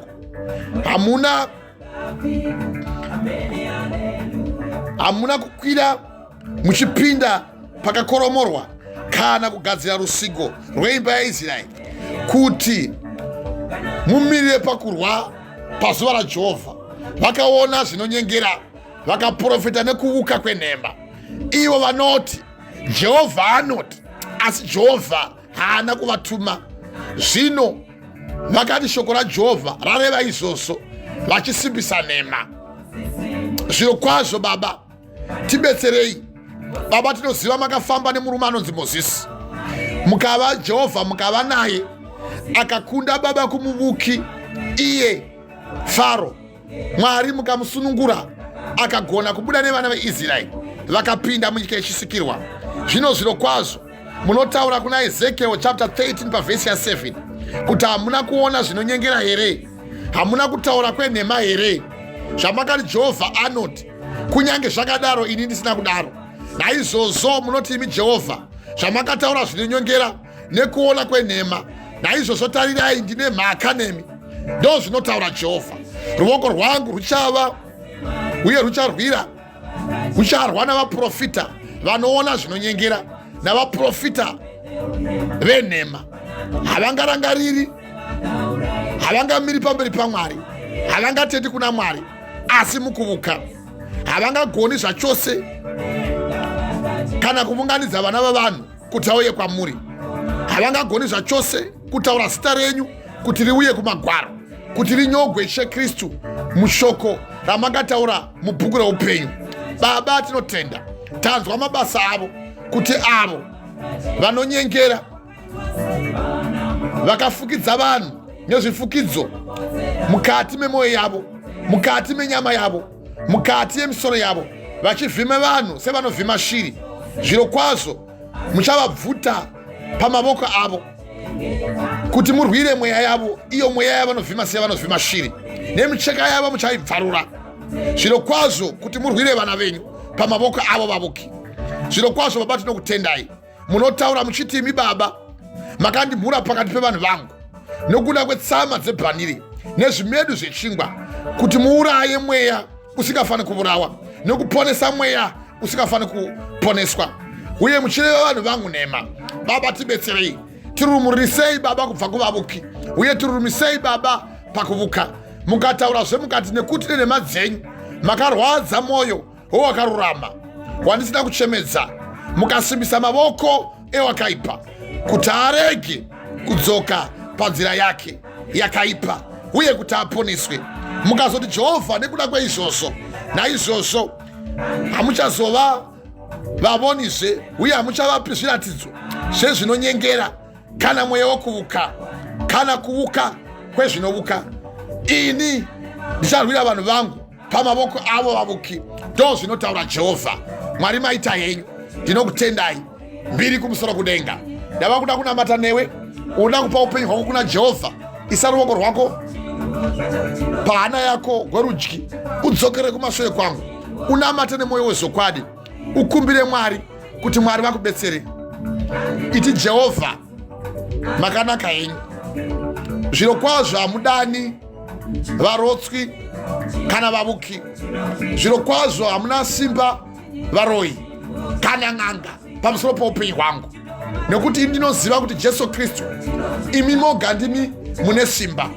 Maite yenyu Mwari, ndanzwa mashoko enyu. Baba, ndanga ndiri muvuki, Baba, ndanga ndichitevera muvuki, bati kubva nhasi ndava kuda kutevera shoko renyu. Maite yenyu Mwari, shoko renyu guru, shoko randanzwa, ndarigamuchira, ndariisa mukati mehana yangu. Fambai neni Baba, musandisiya. Ndagamuchira imi Jehovha serudzikinuro rwangu. Baba, ndinonzwa muchitaura muchiti ndimire nichigogodza ndiri pamukova.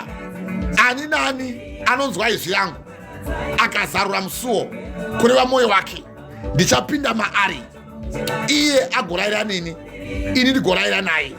Nekuti anokunda ndichamupa mubayiro.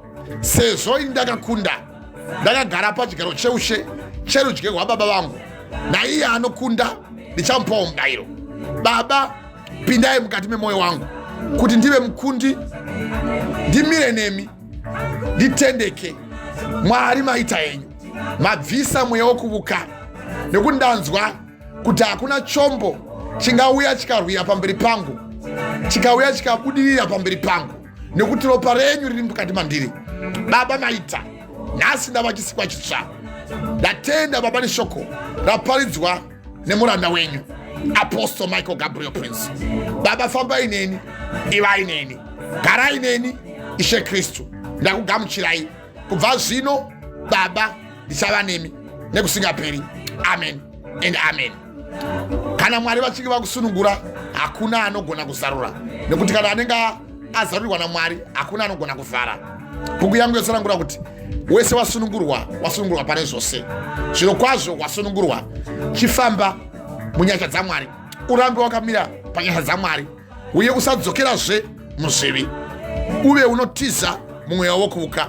Ngatibatane zvakare patichange tichipupura kunaka kwaMwari part 2 ndiyo atatichiparidza. Part 3 mweya wekuuka tichaibata mangwana. Dai Jehovha vanga varopafadza kutaura kwamashoko avo. Nyasha dzaJesu Kristu, rudo rwaMwari Baba nekuwadzana kwaMweya Mutsvene dai zvazvaramba newe kubva zvino nekusingaperi.